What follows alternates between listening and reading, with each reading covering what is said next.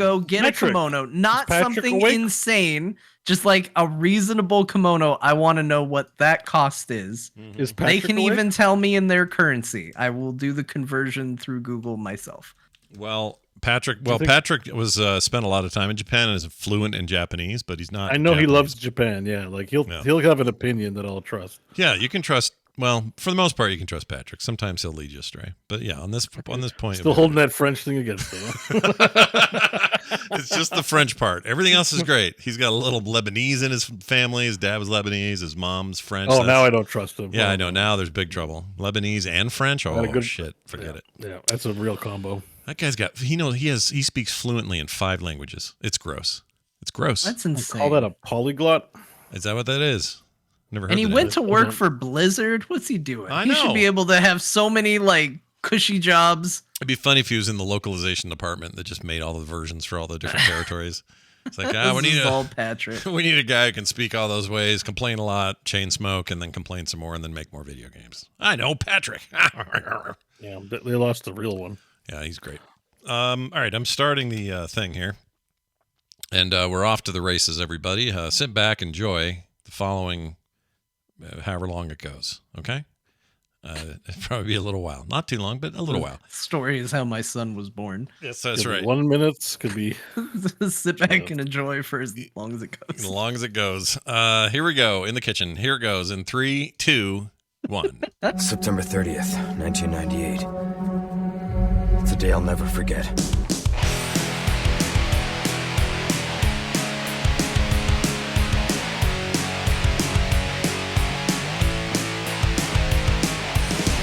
Hello and welcome to Core. This is Core, where we talk about video games, both issues big and small. I'm Scott John Smith, Bo Schwartz, and John Jagger. And today, kind of a weird day for news. A lot of stuff dropped today, just today. So it's perfect that we're recording tonight, and we're excited to get to it. But we cannot at least, we can't ignore the elephant in the room. And the elephant in the room is trying to fill the void, the big Diablo-sized hole that was left in the wake of a beta being ripped from our grasp during a 2-week beta period. I missed it horribly and tried desperately to do other things gaming-wise that would somehow fill that void, and it never really quite worked for me. Bo, did you feel this way? Did you have Yeah, absolutely. I've played all the Diablos. I played Diablo 2. I played Diablo 3. I played, well, that was the only Diablo I played, but I played a lot of them. I played Diablo 1 from top to bottom.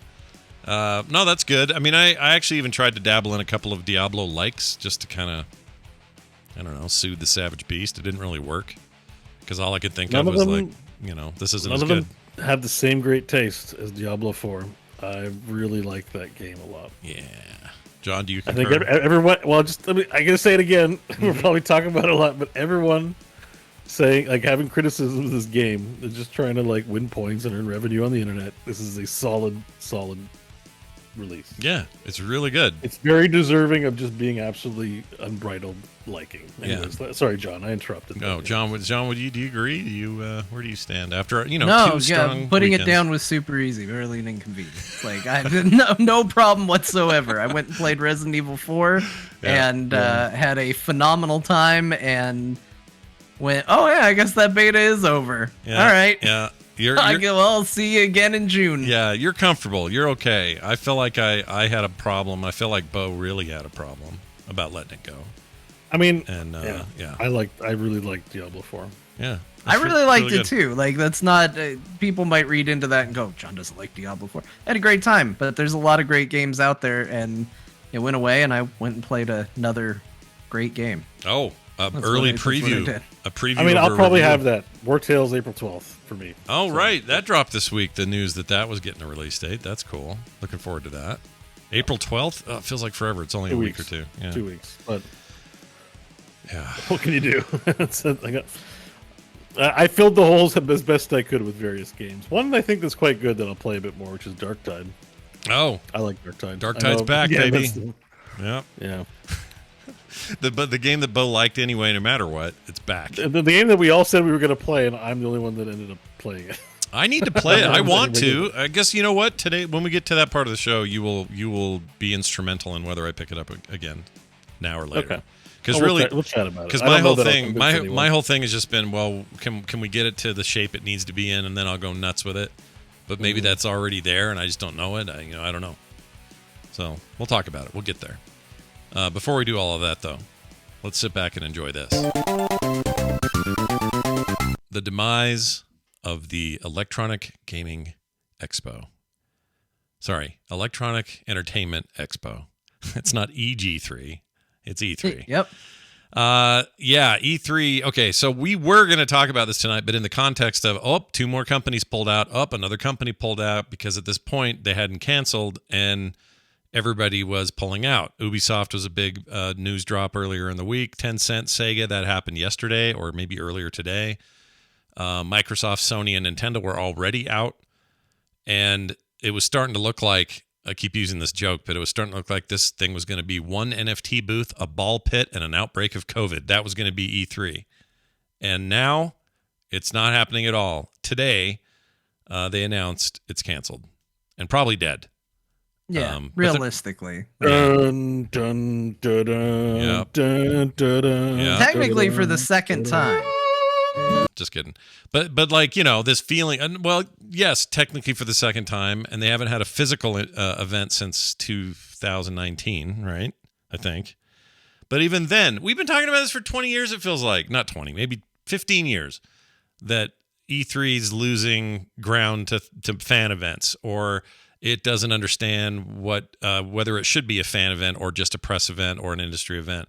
Or even if it is just one of those things, it's not doing it as well as it could. GDC and DICE run circles around it in terms of that side of it. So what are they? Meanwhile, everybody else is just kind of doing their thing. PAX is doing their thing. And what's the other one? ECG, whatever it is. The other big one. They're doing their thing. And then E3's like, wait, we're still relevant. And now they're not at all. This is going away. We're not doing E3 coverage this year. I'm a little sad. I'm not saying this doesn't make sense. And I'm not saying that this is where we were headed and we could all see this coming down Main Street. That's all true. But I'm a little sad because it still holds this place of like, remember E3's where they got up and did all the huge announcements and stuff you never heard of before and all of that. So I'm a little bummed. Johnny, how are you feeling about E3 going away? I mean, it feels like, when you have a friend come up to you and they're like, hey, my grandfather passed away. You're like, oh, I'm sorry to hear that. How old were they? And they were 107, had an excellent life, beloved by their friends and family, right. And, just went peacefully in their sleep. And you're like, they're sad, and it's sad for them, but it's like kind of the natural course we were on. And you're just sort of like, yep, that's rough. Yep. That's kind of how I feel about it. Like, I miss the fact that we covering it as a big chunk where it was like, we know for these couple of days we're going to cover nothing but video games, and we're going to talk over these press conferences, and Patrick's going to get mad at me because I just want to make jokes. And I miss that. Yeah. And it is certainly messier now that E3 is gone and it's not there. But at the same time, this feels inevitable. It's shocking that it took this long. It's shocking that it came back, and it's shocking that it took this long for it to go again. It sort of feels like somebody just telling you inevitable news. And it's like, well, yeah, it ran its course. It was clearly no longer relevant. Yeah, there was a feeling for a long time now that, at least I had this feeling, that they weren't budging on what they wanted to try to be. And what they were trying to be was old school pre-internet or early internet sort of event space. They were trying to stay, they're trying to be CES for games, which is that's why they were created. CES used to be the place that games were showcased. And then E3 happens and they say, all right, we got our own place now. This is us. It's the 90s. Let's go. 95, I think, was the first year. And they just wanted to be that and never move from that. And everything else changed. Like the rest of the world, and I don't just mean pandemic time. That was an accelerant, but it was already happening. Nintendo, if anything, are the most prophetic of the big gaming juggernauts, because they're the ones that for a few years went, hey, what if we did these directs? What if that's all we did? and we didn't really have booths anymore, and we didn't have keynotes anymore? What if we just talked directly to our fans, because that's what this internet has turned into? And they were dead right to do that. I don't know how many years it's been, but it's been quite a bit. And everybody else has now followed suit. Sony and Microsoft do it as well. And like the chat just said, I actually prefer the separateness of it, less than the chaos of here's the whole weekend, try to eat it all. Here's everything, eat it sort of feeling of it all. And so from someone who covers it, there's that aspect to it. But it is an institution going away. Bo, are you going to miss your? So hang on, is it going away permanently, or is it just canceled this year? So they have not used the language of permanence, but I can't see how it's any other way. They're not even doing digital this year. Like, they're just straight up not doing it. And prior to this, it was supposed to be a full physical and digital event this year. I assume that they would, as a company or as an organization, never say never, but I don't see how you come back for this. It doesn't seem relevant. I guess you're like, do people want to show up in person? Like, do we care that other people get to show up in person and see all the cool stuff and report back, like when you can just blast it on YouTube? Yeah, that's what I mean. Like, if the three of us were going to go to E3 and hang out, that sounds like a blast. That sounds like fun. We get press passes. We go to all the appointments and booths and stuff that we want to go to, and we'd have a great time, and we'd cover it. That's community event. Like, that thing is primarily for industry, right? It's not people, like, because BlizzCon's still worth having, because friends made around the world meet up. I think that's why BlizzCon was successful. It wasn't because it was a great marketing thing. It's because, based on my experience, I look forward to it to see friends that are miles away. Yeah, like that's benefit one, not seeing the Blizzard stuff necessarily. That's why things like PAX are big, because a community is the main focus and people hanging out and playing the games. It's not a press industry event. Whereas E3 is like, well, no, this is where Walmart executives meet with executives at Sony and determine this year's buy plan for what they want to do for PlayStation, because that is how it used to work. And then also press would come, and then that was our interface. That's how we learned what was going on, because the press was allowed there and the public wasn't. And then when they started finally kind of having the idea of maybe some of this should be public, they did a terrible job at it. And nobody really cared about it and didn't go that much, yet these other cons and these other events were thriving. So I don't know. They also developed a bit of a bad reputation, sort of tangentially, of being a place where developers brought stuff that was not fully, the Anthem debacle being, I think, one of the last ones. Oh, right. Yeah. They make a trailer and have no game, like, because they want the PR people, the stock shareholder people, executive want to have some sizzle by a certain date. People to make to make their shareholders excited, to make people excited, but actually not have anything, at the cost of the actual game quality at the end of the day of their products. Yeah, because you're not only you're feeling like you're on the spot for the event, so that whether you're Sony or Microsoft, Nintendo, whoever, you had to have a thing that brought the show down, right? Like the big moment. So you had to sometimes artificially create those. EA is famous for doing that. But also you spent so much money on exhibiting there, like many millions of dollars just to have a presence. And at some point, I think Nintendo, obviously they were first doing this, but I think they just looked at the numbers and says, what are we actually getting out of that? Like, compared to us just talking directly to our fans. And I think they've saved themselves millions, perhaps $1 billion a year in marketing funds, and instead use that in more targeted ways that sell more games. So I don't know. And as much as people get mad at Nintendo for, well, why did you say you were going to make a new Metroid Prime and then we haven't seen a new Metroid Prime? Not having that artificial timeline that you have to hit, like, we have to have something to show by this date, does incentivize them to not invent demos quite to the degree. I mean, the thing you hear from game companies all the time is, well, just about any demo has to be somewhat artificial, because it's not like game development is like, well, we've got chapter 1 completely done and ready to go. It's just the remaining chapters we're working on, so we can show chapter 1. Like, it kind of all comes together at the end. It's not done in segments. So kind of any demo is a bit artificial, but it avoids the kind of what Bo was talking about, where, you hear the behind the scenes of Anthem and they're like, yeah, we didn't even know what that game was going to be. We just put something together that worked in this way. And we were like, well, this is what we're going to try and do, but we got to show it at E3. Yeah.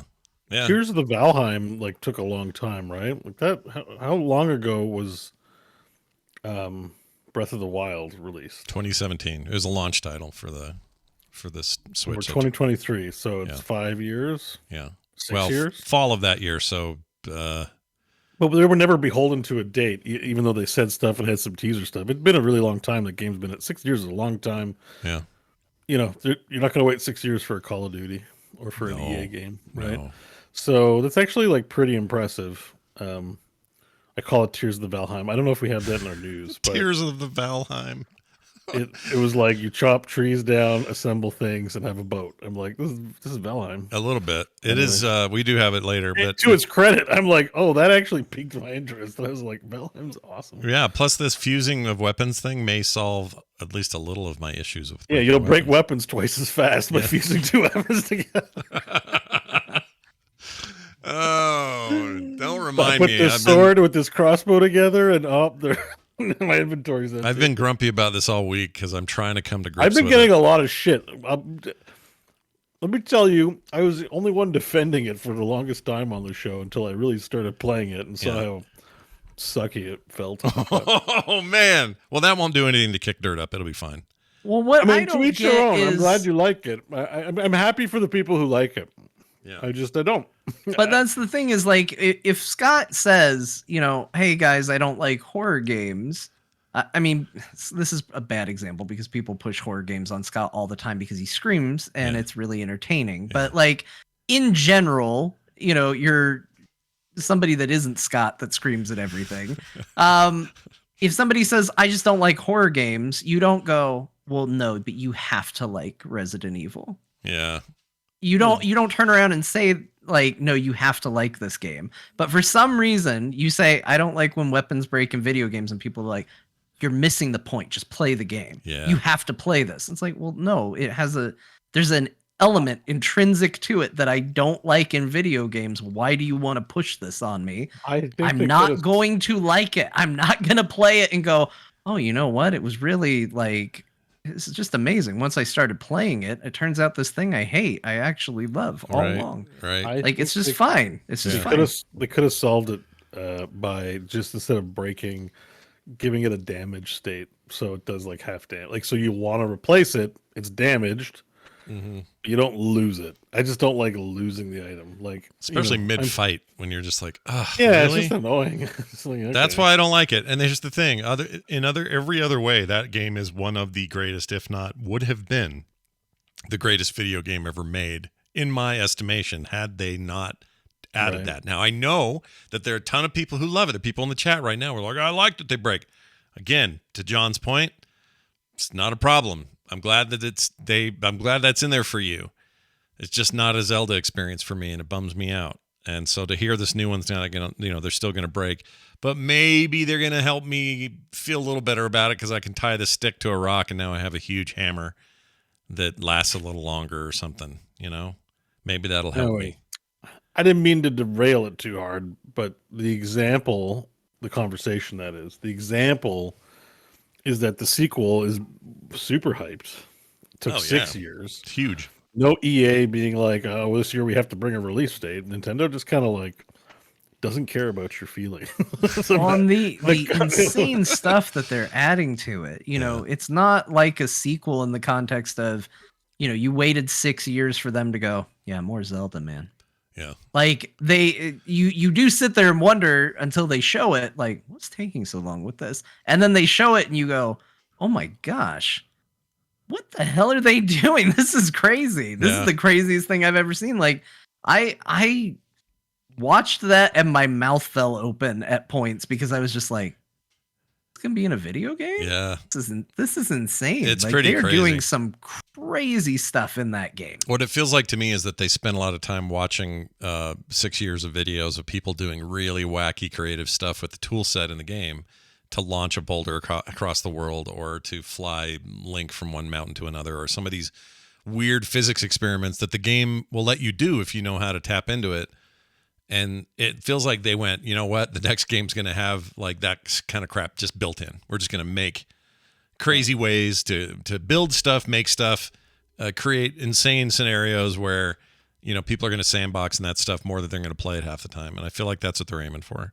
And it looks great. Well, it really it looks also cool. shows really listening to what your fans liked about your game, right? Like people say, I really liked the sandbox open world. Yeah. So what are they doubling down on this? Yeah. The sandbox open world. Sure. Like it is the exact opposite of Red Faction Guerrilla, where it's like, what's the best part of Red Faction Guerrilla? Destroying things. So what do we do for the sequel?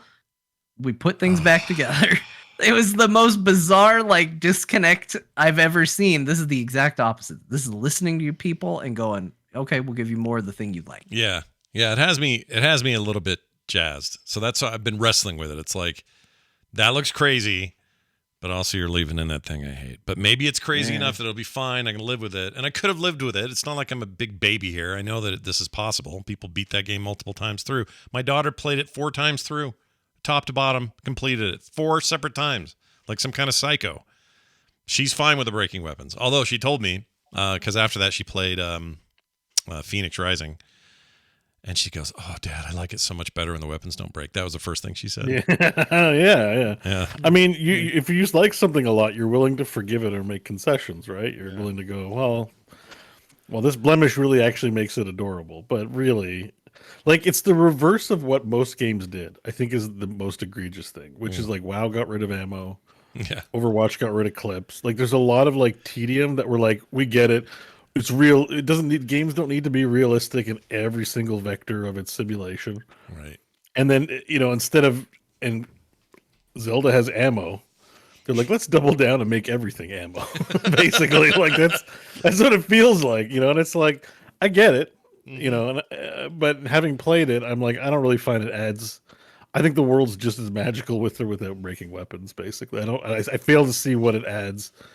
Because you can still tier. See, this is my gameplay. chief complaint. Everyone always says, "Well, no, it adds to the game for whatever their argument is." But I always say, you still have a tiered weapon system that would work even if none of them broke. You start with sticks, you move on to skeleton arms, you move on to actual swords and pole arms and things that are kind of crappy, but they work. And eventually, Master Sword comes your way, or even better weapons down the road. Whatever. There's a progression to the weapon acquirement in that game that is enough. That's enough to make me want to get the next best weapon, not worry about whether it's going to bust after 3 hits. I just want the next best weapon.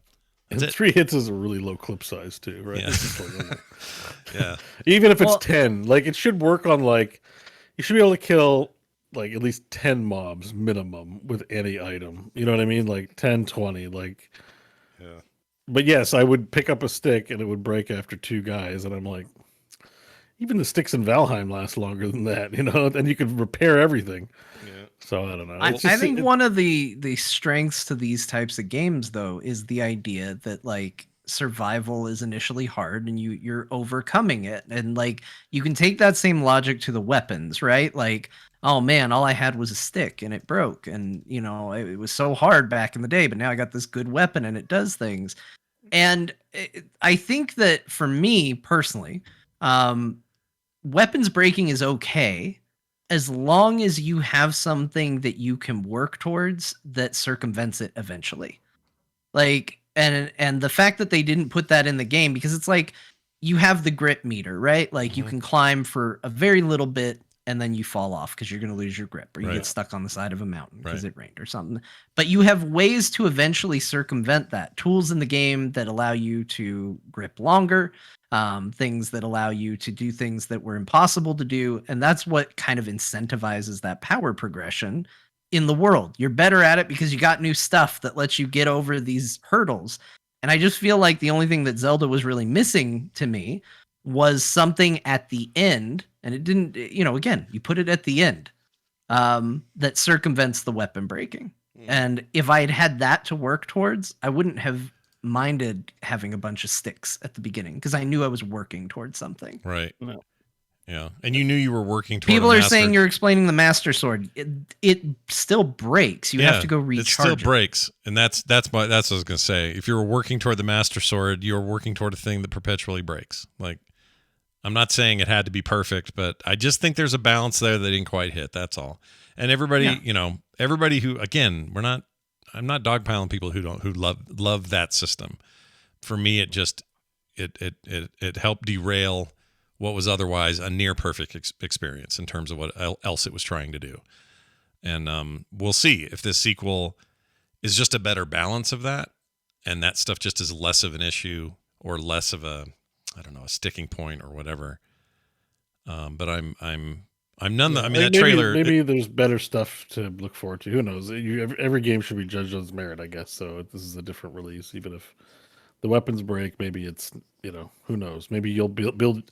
Maybe you'll just be able to build your own raft that you can swing at people, and you won't need weapons. Who knows? You'll just fuse that broken sword to a rock, and you'll have a rock sword. There you got Or it. you can fuse a meat to a wheel and just run over people with a meat wheel. Meat wheel. Oh yeah. Yeah. I like that. Take that, Valheim. Yeah. Back to the drawing board, Valheim. Get your next forget about the next biome. Get your meat on a wheel, you jerks. Anyway, we'll see what happens. That thing's coming out in June? May. Sorry, May. May 12th.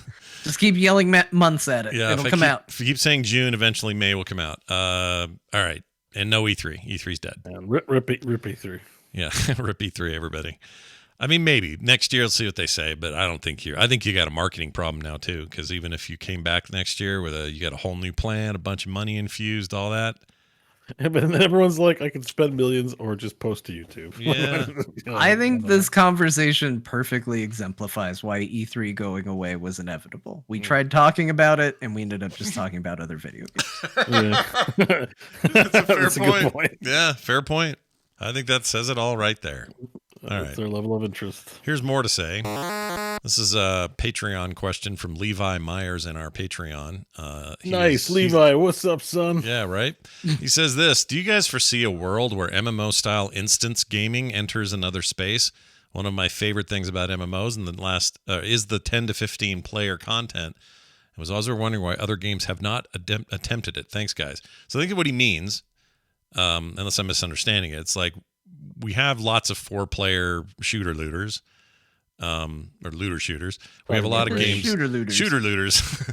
We have a lot of games that are full-blown MMOs where it's giant content for tons of people, but the 10 to 15 player experience has never really translated out to something else other than, I guess you could say Fortnite is that. It's bigger scale. It's 100 people, but 10 or 15 years. MMO, but it's not cooperative in general. Yeah. You still have teams of 4 essentially. Right. That's raids. He's talking. That's raid. 10 to 15 player content is raid. Like, what else is there? Right. And the closest PvP? to that is what, Like, Destiny or something is a cooperative. Yeah, raid but experience. even Destiny, I think, is like 4-person.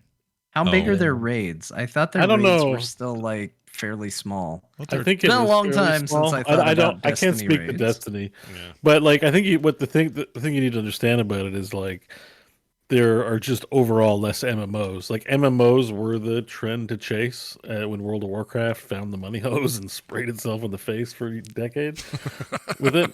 Yeah. And everyone, it's like everyone was starting a MOBA, and then everyone's got a TCG, and now everyone's got a 4-person. I think the reason you're just seeing less of it is because while there's a lot of content like that, very few games have mastered it and mastered the finance side, right? We had lots of MMOs come and go. Even I think, Scott, you're posting about WildStar recently. Yeah. I missed that game. It's tough.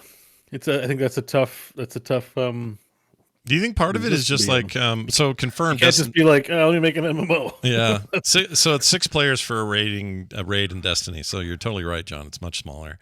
I think that may be part of the problem. A game that relies on your constant access to it and people playing it all the time, but then requires you to always be making sure 15 people are there in your group. Yeah, like barrier to entry is huge. I mean, we're victims of it with this show. We all raided together in World of Warcraft, and we played WoW together. And you know what wound up happening? A lot of times we wouldn't have the full comp needed for a raid, or the raid would wrap early because we got stuck on a boss. Mm-hmm. And people would say, okay, well, what do we want to do? Do we want to run dungeons? Do we want to do this? How do we divide the party? And the 3 of us would go, you know what? All we need is the 3 of us and some friends that we will definitely find. and we can go play Heroes of the Storm immediately. Yeah, like we don't right have now. to make sure they're the right level. We don't have to make sure that they're playing the right class. We don't have to make sure this and that. Like, you get 10 to 15 people, you've got 10 to 15 points of failure for you not getting to run the content you want. When want. I raided with you guys, Tetsemi made me fill out a spreadsheet.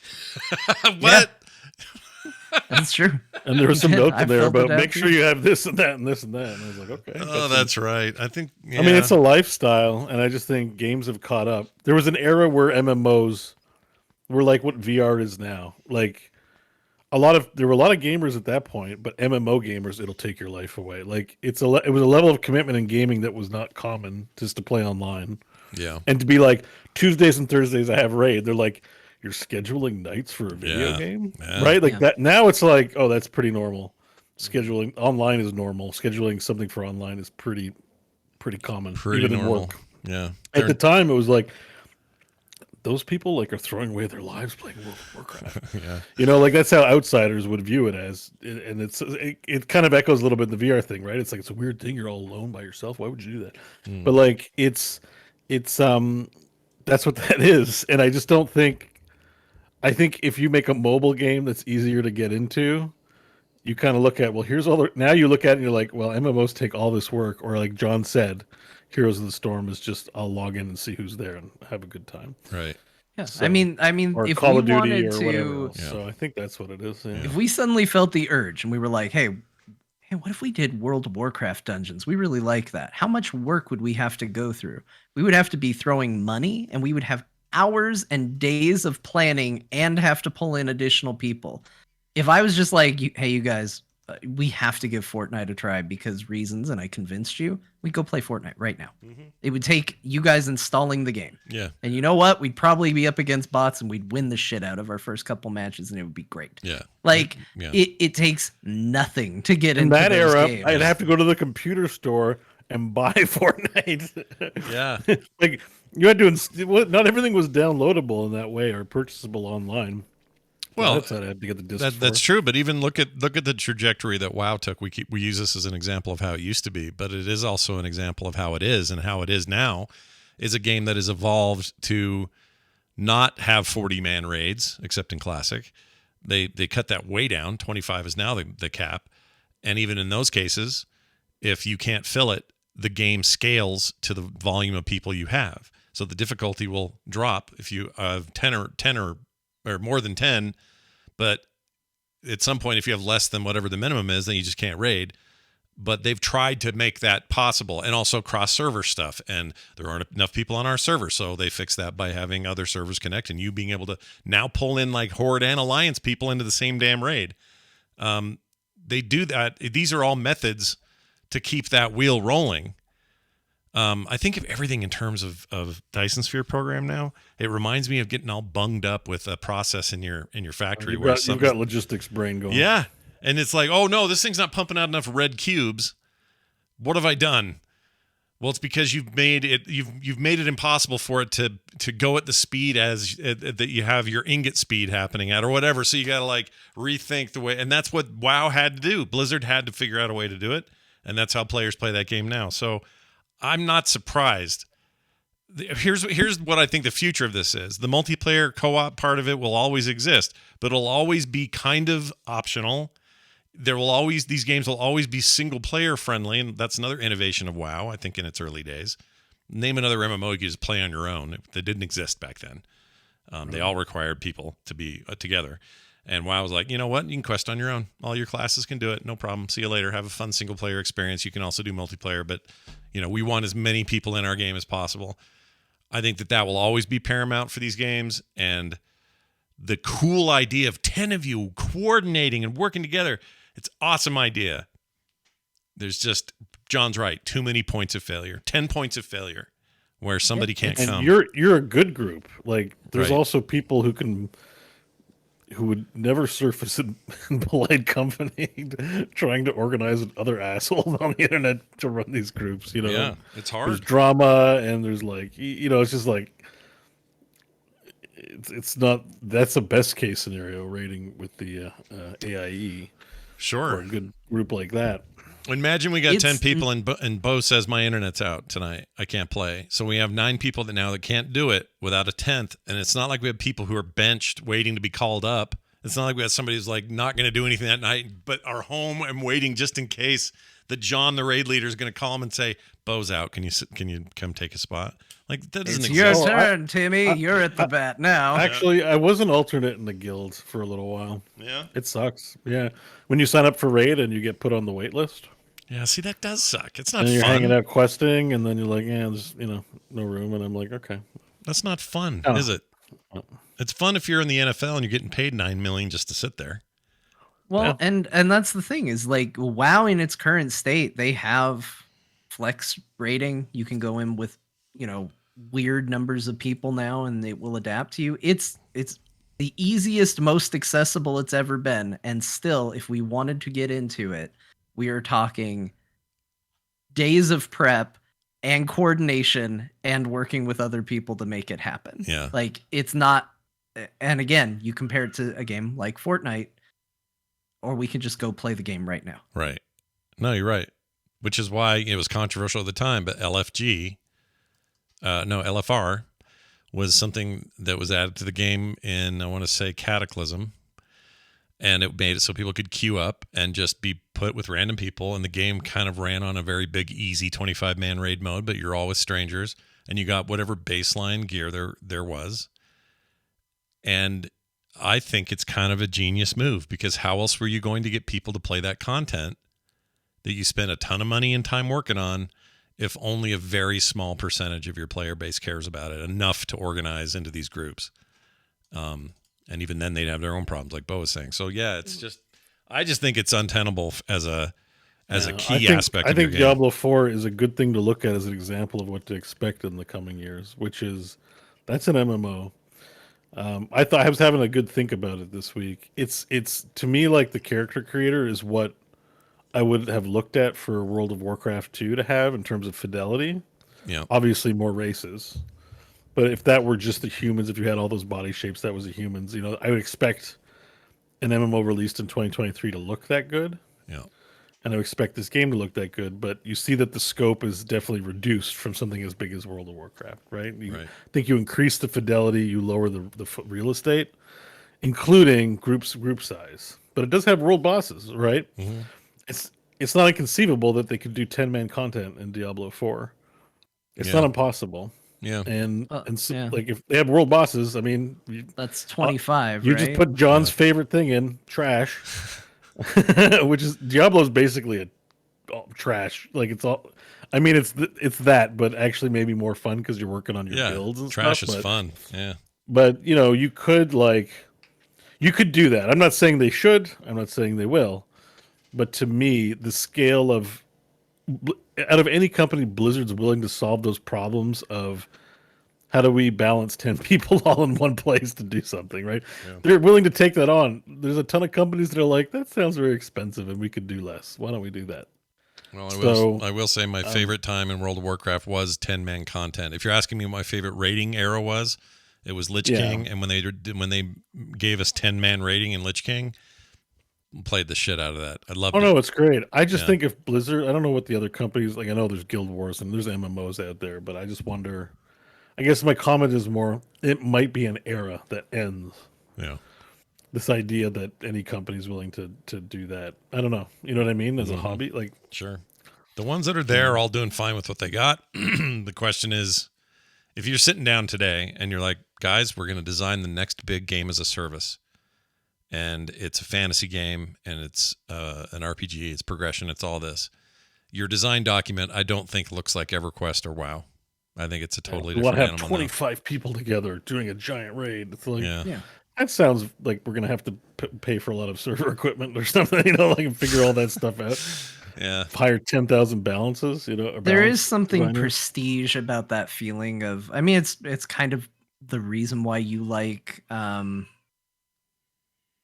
PlanetSide so much was the scale of it, right? Like there's something to be said about scale in games, whether that's no question that it's a ton of people down, but there's a lot of logistics to it. And I think some companies have found really good ways to do it. But even, like I think Final Fantasy 14 does it great. But even then, if I said, you guys, we need to get into rating on Final Fantasy, that's hours of work and still some logistics. Less, but still some. Well, that's because those are your whales in that game, right? You have to help those people. Even though they may represent a small percentage, they're a big part of what makes an MMO sustain itself, is you've got to keep those hardcore players really happy. And I'm sure if you broke the percentages down, let's say in Final Fantasy, but I think it's probably true of WoW or anything else. If you broke down the percentage of player types, you've got a huge group that are kind of just middling and doing everything they can do on their own or with a couple of friends. And then there's probably, I don't know what the percentage is. It's probably 10%. Maybe it's higher in Final Fantasy. I don't know, but it probably is higher in Final Fantasy for reasons about how it works, but right. It's still not 100. Right.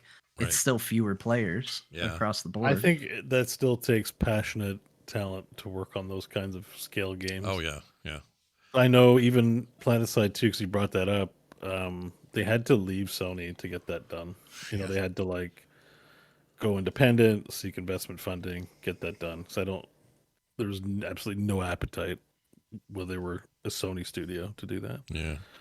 Sony's kind of out of that space now, right? They don't do the SC. Well, Sony Online left, right? So it was Daybreak. They turned into Daybreak Games. I guess they bought themselves out or something. I can't remember what Smedley did, but so I don't think Sony has that. Used to be their PC arm, and now they don't really have that anymore. Yeah, Sony, if people forget, Sony Online was EverQuest and PlanetSide, and I mean, I don't know the entire history, so maybe at some point, but there was a point in history where Sony Online Entertainment was a branch of Sony that did MMOs. Yeah, it was a lot of them. It wasn't just games; they only did online games during the era of modems. It was a whole arm of Sony. They actually had a really, with that studio, a very deep credibility in PC gaming. In fact, yeah. Listen to what they had. One before DayZ, there was that other game that was a real big hit for them. The zombie one. Oh, before Night DayZ? for Life.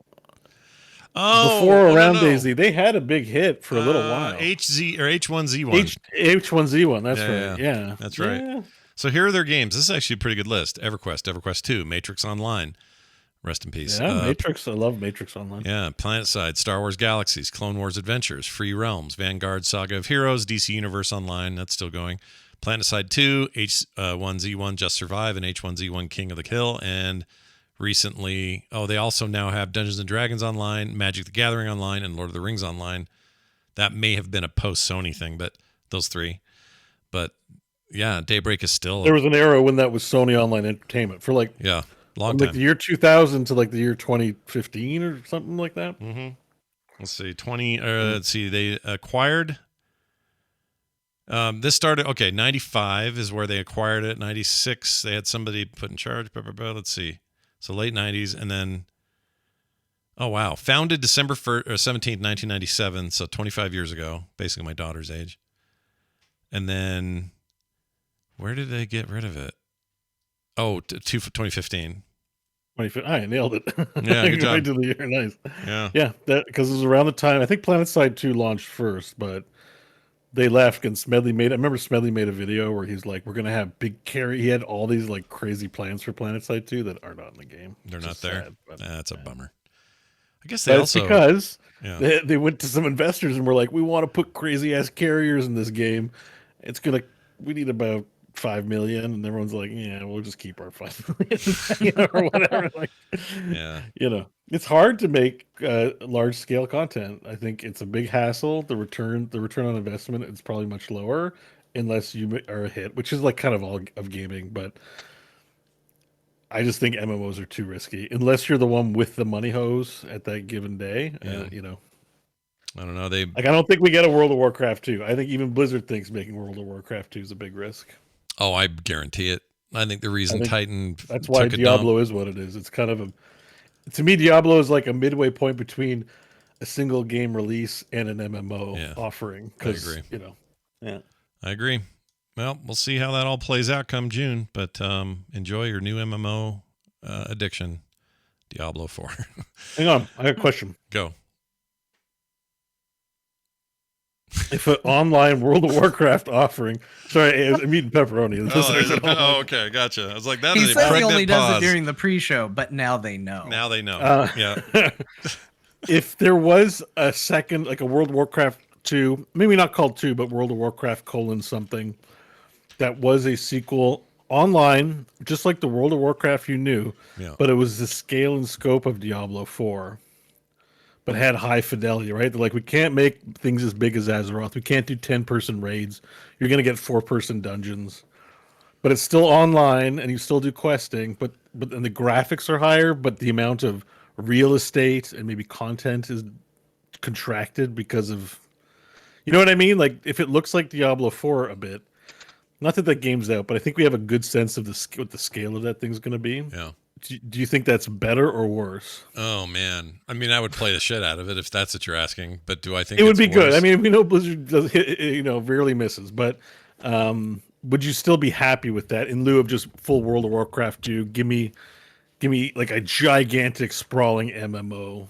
See, that's a hard call. If they were like, that's too expensive, we're not going to hit big again like we did last time. We're just going to please our core audience. I mean, hit big. They still hit big. I mean, for them. Yeah. Right. Like they're would you take an offering like, what we think Diablo 4 is going to be for a sequel? I mean, obviously is yes. I guess are you happy with that? I'm happy with it. Let's say WoW. Okay. In a world where WoW never happened and we're still playing RTSs in Warcraft, and then they announced, hey, remember Diablo? So let's just change history. Year after next year, it's like, hey, Diablo 4 is a huge hit, and guess what? We're bringing Warcraft to this same sort of thing. I mean, it would be a gigantic deal, and everybody would be stoked. The problem is you have this 9,000-pound gorilla called WoW that already exists, and it's hard to picture just from a marketing let's just say standpoint. Also no more expansions. We're done with World of Warcraft. So it's done. It's now in maintenance mode. It just exists. Is that what you're saying? Yeah. World of Warcraft's going into maintenance mode, and the new offering is World of Warcraft, semi-world.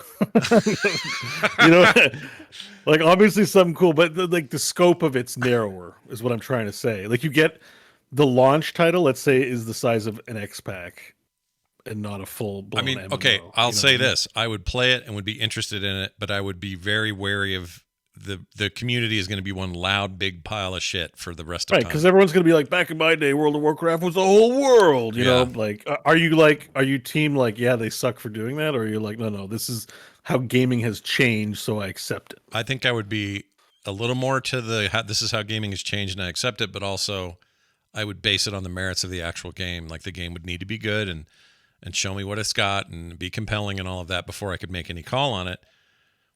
But I just know, given that we all have bullhorns now, and everyone's going to say the stupidest shit in the shadow of that, it would just be so unbearable. Oh my gosh! That's why I'm asking you guys and not them, though.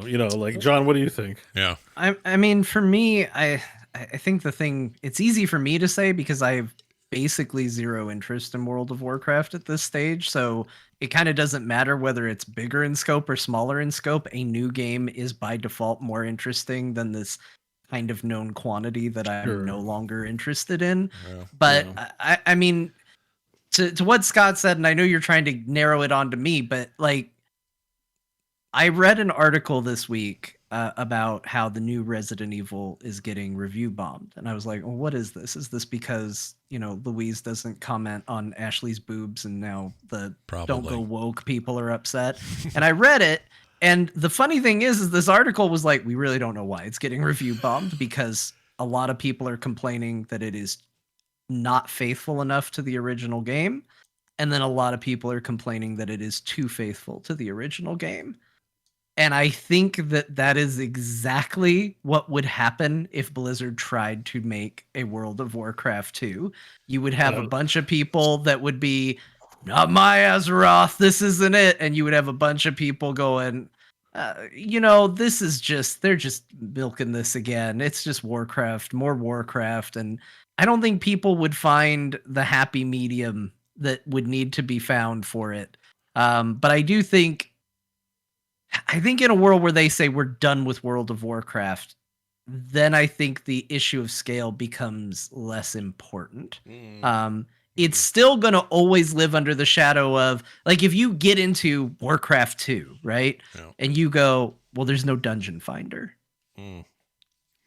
Assuming that mechanically makes sense for that game, you immediately go, why are there features that were in World of Warcraft that don't exist in this game? Yeah. Like, I would say scaling back might be like, now there's no more Horde and Alliance. Everyone's on the same team. Yeah, I mean, to me, that's the future of MMOs. Two cities, they make one I think that's I think that's important. I think that making 2 faction MMOs is a bad idea going forward. And I think if somebody goes, here's our new MMO, so we're going to be splitting you into factions, they are already behind the times. I think that is piss poor design. Made sense for WoW back in the day, doesn't make sense anymore. And I think WoW needs to get away from it. Yeah. And they're trying. They kind of are. It seems like there's logistics to it, because I'll tell you, I don't know this for a fact. Maybe Scott has an in and can find out.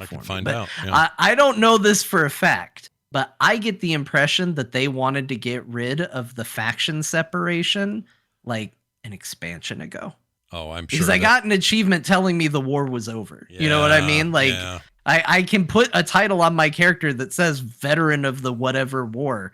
They've said the War of Warcraft is over. We're done. You're where my head is too. I think when Battle for Azeroth was quote unquote going to end, I think that there were I don't know this for sure, but I think there were designs internally to end it in a bigger way and say the faction war is ending. The Battle for Azeroth is over. We've all agreed we're living here together, and now we got to fight existential threats that have nothing to do with each other. I really think that that's what they were aiming for at some point. The next one is going to be called the United Kingdoms of Azeroth or something like that. And Bo, I like your idea. That impression as I like your one big city. Let's call it Stormgrimmar. I like that. Ogrewind. It's an Ogrewind. Oh man, that's a stinky city. Ogrewind. The Ogrewind. Yeah, but you know what I mean? But like, instead of having huge continents of questing, you'd have really streamlined stuff, you know, like stuff people would complain about, but you know, that's just sort of how I picture it to make sense for all the other fidelity to come into play, because Diablo looks like that. I look at Diablo 4 and I'm like, well, they could have made it 10 times bigger. Sure. Like, look at that tiny little beta area though. It's kind of impressive to know how much more of that game we have. There's going to be a lot of real estate, but some people's reaction to that map is that's it. You know, like, so I'm like, that's a lot. I mean, you know, this is not an MMO. This is $80 and done. Right, but a ton of that's not even represented there. A month, that's all just above ground of overworld anyway. Like, there's so much stuff that's hidden in that map, like underground everything, random. And there's going to be 6 acts, so there's a rumored hell map as well that's not shown on that map. Yeah, I mean, it's one of those things people aren't going to be able to get past their initial reaction. You look at something and sometimes you go, oh, that doesn't look very good. And sometimes you get proven right and sometimes you get proven wrong. But I think by the time we get done with Diablo 4, we're going to know whether that map is too big, too small, or just right. Yeah. I just think, you know, if I think, because I had that impression with Diablo 4, I'm like, this is like a spiritual successor, not in IP, but in game design for what a future WoW could look like. It's the scale and scope of a WoW installment that isn't the MMO. You know what? I just figured out a way to answer your question and do it properly. Screw Warcraft's had its day. It's still an MMO. Let it be its thing. It lives on forever, even in maintenance mode. Here's what you do. You make me one of these, but in the StarCraft universe. Now we're talking. Hell yes. Well, you know, look. Oh my gosh, they were making something like that, and it got canned. And if there's, you know, one day we're getting it. I'll be dead. I didn't see what it looked like. I don't know what the problems are, but I can tell you from where I'm sitting my fat ass, that was a big mistake. Yeah. I bought StarCraft and StarCraft cartoon. I haven't touched them. I just bought them because it says StarCraft and there's a buy button. Cartooned. All right. Is that what you call that remaster? Is StarCraft cartooned? Is that what you're talking about? Yeah, there's StarCraft remastered and there's StarCraft cartooned. I probably said it all messed up, but something like that. I love it. A little while ago, I didn't really talk about it on the show because I don't say everything I do, especially when it comes to just blowing money and not getting any value out of it. Right. He's not like me. He's not going to tell you all his bad financial decisions like buying Star Trek Online lifetime subscription. Not that I was hiding it, is I probably just forgot because I talk about my expenditures. Sure. But I did buy StarCraft and StarCraft cartooned. I haven't played them. I don't know why. Just one day I was like, I really like StarCraft. Maybe I'll play it. And I'm like, I give the money. And I think a lot of people feel that way about StarCraft. So why would you cancel it? What? It sounded awesome. You know, You know, things that can heaven be forbid canceled- Blizzard tank their reputation at all by releasing a subpar game. Yeah. You know? Things that can be canceled That's- could be uncanceled. Let's go. Yeah. You know, give me StarCraft, please. I would look. I'd play a build of because apparently that thing was just about done. But StarCraft Ghost was done, and they canceled it. Well, let me play a build of that, even if it looks like a GameCube game. At this I don't think we point. want that anymore. That's like early PlayStation era graphics. Yeah, stuff. but I want. Yeah, it's, I played original Resident Evil 4 this week for footage capture, and you can't go back, you guys. Sometimes it's pretty sometimes ugly. you just I can't played go RE4 in VR, and it was pretty bad there too. Yeah, it's ugly. No question. Boy, that new one sure looks nice, though. It's funny, though. You kind of still need to go. I would recommend this if you're playing 4 and going, well, I'm not sure what's different visually. go play it. Go play it. Yeah. Like, Or just get a YouTube video or mostly something. for the controls, because I think a lot of people assume that Resident Evil 4 is like, no, that's where they figured out the action game controls. It is not. It definitely became more of an action game, but did you know you can't use the right stick to turn Leon? Nope. You have to use the same stick you used to walk forward to turn Leon. He operates like a tank. He's a tank. Everyone thought, oh, 4 gets rid of tank controls. Nope, just a different tank. It's just a different, it's a dressed up tank. It looks better. It's got better hair. It's a better But looking Four tank. was the merits of 4 were not in the controls; they were in the ambition of the. Yeah, design. it broke Very ground. actiony and it was good. I'm excited to talk about that one today because I have some thoughts thus far into that thing. Also about breaking weapons, but we'll get to that. Thank you for your question, Levi. It definitely went places today, and we appreciate our patrons very much. Patreon.com/core show if you are trying to be one of those people who put a question in there that we answer. All right? All right. Time to talk about the games we played this week. Let's start with some shared gaming.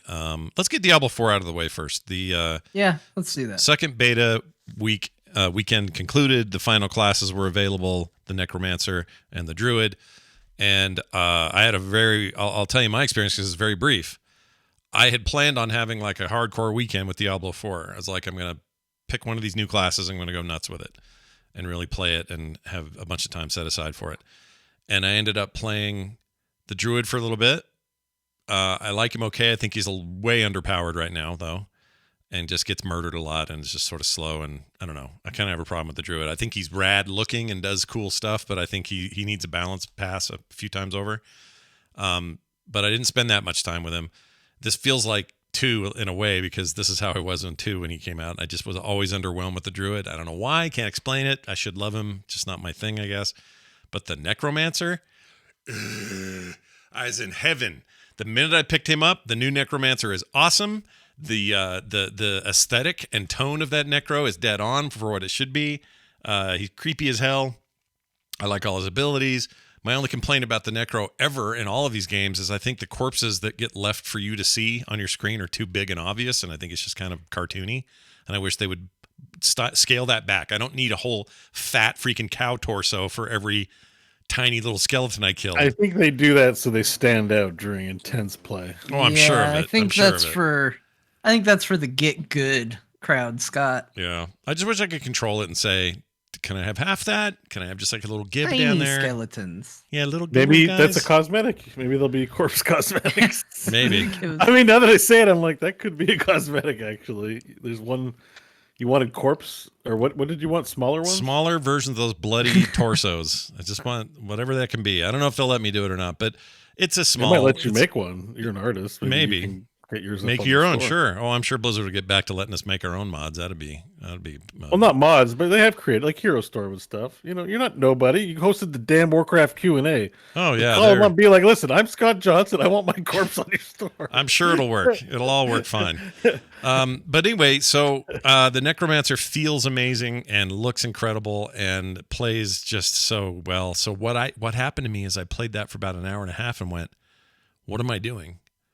I don't want to see anymore. I know what I want now. It will be my class at day 1 will be the Necro. It'll all be all I care about for a real long time until I dabble with others.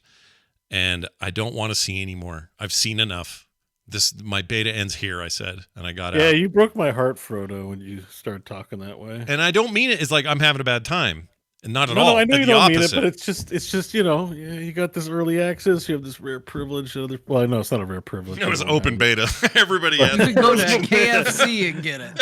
I'm trying to be dramatic for the lulls a little bit, but nothing. Oh, I'm right. saying This gonna is the make sense. open one. Anybody could get it. Yeah, this was open. Yeah. You But could- still, anybody it's could just get you it. have the opportunity to play, and you're like, I'm good, and I'm like, oh. I know. but No, you're look, not it gonna get to wasn't. play for 2 months. You better get it in while you It can. wasn't easy for me. I was actually just like, can I just be happy knowing that this is exactly what I asked for. This class, the way it feels, everything about it, it's exactly what I asked for. And I don't want to eat too much of this beta because I want to see this stuff some of it I want to see for the first time. I want to experience it all the way through. Like I got out of the beta head and went, I'm not testing anymore. I'm now waiting for this game to come in. Yeah, I mean, Yeah. and there's one aspect in which you were wise in that you won't have to do double the altars of Lilith. Oh yeah, that's right. Everyone's. And a lot of the talk is like on every playthrough with every character, do I have to tap all the towers of Lilith? It's statues. I only want to do it once. Yeah, one time only, please. But yeah, it's I had a really great time with it. Bo, you probably spent the most time in the second weekend. How'd it go? I played Necro to about level 10 or 12. I played Druid up to about level 23. I couldn't make it the whole way. Yeah. And I played my Barb again. I played a lot of Barb. Yeah. Still like the Barb, eh? Yeah, the talk about the Druid being kind of sucky is definitely, I can confirm. The Druid is undertuned damage-wise, for sure. There's something going on with him. I'm not quite sure what it is. Although, again, we don't have access to the level 15 expertise. That might have changed a lot. Yeah. But I actually really like the Druid. I think the Druid is awesome. Yeah, his especially kid is being cool. he Just feels like he was swinging a wet banana at but everything.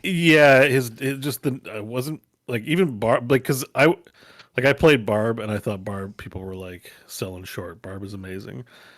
Compared to the Druid, it's like you have less tool. I mean, I wasn't playing the spells as much as I was playing Werebear, Werewolf, like fighty Barb. Yeah. But I definitely felt like a weakling no matter what I did. It was kind of rough. Yeah. Mainly because you have less like defensive tools, I find, and less mobility tools. And so I think that probably needs to be looked at. But it was still fun. Like I love the flavor. Oh my god, I love being a werewolf. Oh yeah. The werewolf yeah. is so well animated and cool, and it's like playing Greymane in wolf form, but constantly. The class vibe is I real really enjoyed strong. it. It's a strong vibe. It's like they're getting that dead on. I love him. He's big and hairy and fat. And I've been trying all the classes in D2R because I'm comparing a lot of notes between this and D2. Yeah. And it's pretty much all the same abilities in D2, and except you only get 2 wolves in D2R. I've got 5 wolves now. Yeah. So I hope they increase the wolf amount. That was the main draw, was just getting pet wolves. I'm like, oh, pet wolves are awesome. Necro's got skeletons, but I actually kind of like the wolves a little better. Like Druid's edging it out for him. Like all this talk about loving Necro, but man, the Druid's kind of a dirty badass. Like he looks like he doesn't shower. Oh, and yeah, I'm like, for sure. It's kind of awesome in its own. I'm sure the Necromancer doesn't shower either, but No, he we showers. can all It's be just in the friends. I'm blood not going of to his make this enemies. a Coke versus Pepsi thing. I favored the Druid, and they both have lots of pets. So. Yeah. Yeah. I'm trying to think. Oh, of the all Spirit Generation sucked. Oh yeah, Spirit Generations. John will know what this means because he played lots of Monk, which is the same thing, right? You have to punch to get the spirit up. Mm-hmm. And I felt spirit starved constantly. Everything was expensive Yeah.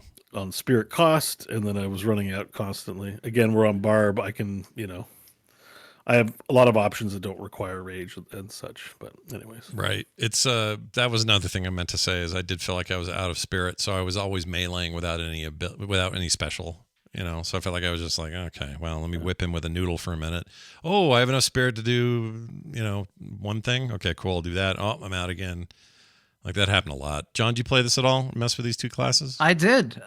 So I was really looking forward to Druid. It was a favorite class of mine in Diablo 2. And so I was pretty excited to get in, and Druid is not my cup of tea. I thought Druid looked stupid as hell from the moment I showed up carrying my dumbass block of wood. Doesn't have any boobies. Yeah. To like walking around with my dumb block of wood, and I went first with like an earth build, and I was like, yeah, and rocks were ripping out of the ground. And I was like, badass. And then like you would think a rock ripping out of the ground and hitting something in the face would do damage, and it did nothing. And I was like, well, this doesn't feel good. So I tried werewolf, and that looked cooler because now I didn't look like a dope carrying a block of green wood. And then Oh yeah, the margarine. I called it margarine. I was like, I just thought it looked like a little green thing of wood. It's like they put tons of effort into everything in this game except the first item the druid gets, which looks like wood or a stick of margarine. It's just the gray rectangle. Yeah. And then I replaced it, and it looked like I was then this dude just carrying around a little dolly. And I was like, okay, I do not feel cool at all. It's like a block of wood or a dolly. So I didn't like the aesthetic. I didn't like the look of the character. I didn't like the look of the things I was carrying. I personally didn't think the werewolf looked insanely cool enough. I thought it looked fine. I guess that's not the point I want to hang on here. But I tried a bunch of different builds with the druid and very quickly learned I'm not excited at all about the druid, as it turns out. Also, anybody who's heard me talk about this, because I was excited about the druid, and I think last week and maybe even the week before, I was like, I'm excited about the druid. I played Diablo 2, where it was just, I guess people call it the flaming meatball build. I didn't know that, but druids used to have in Diablo 2 this ability that would call down a giant boulder that would roll across the screen and leave a giant trail of fire behind it. Yeah. And that was how I played my Diablo 2 druid. That was my favorite ability. And the boulders there, it is not on fire. And so I am not happy about that. It's, everybody else is like, yeah, it's got all the things I love from when I played this in Diablo. Not me. It's missing a key feature. That ball, until that ball is on fire, I am unhappy. So yeah, I didn't like my time with druid, but here's what happened. I said, okay, well, I don't want to make a third rogue because I've already done rogue twice. And I knew I wasn't going to play Necromancer. Like, Necromancer is bottom of my interest barrel. Like, John. Everybody loves the Necromancer. I hate it. I've never liked the Necromancer in Diablo 2, and they added it to Diablo 3. It is not my class. There's nothing wrong with it on It's a just technical not your level. thing, I right. just don't like it. You'd feel the same way if there was a book and the book said, hey, I'm writing this book and there's two characters in it. Which one are you going to fall in love with, this roguish character or this necromancer? It's still the rogue, right? Like, that's just you.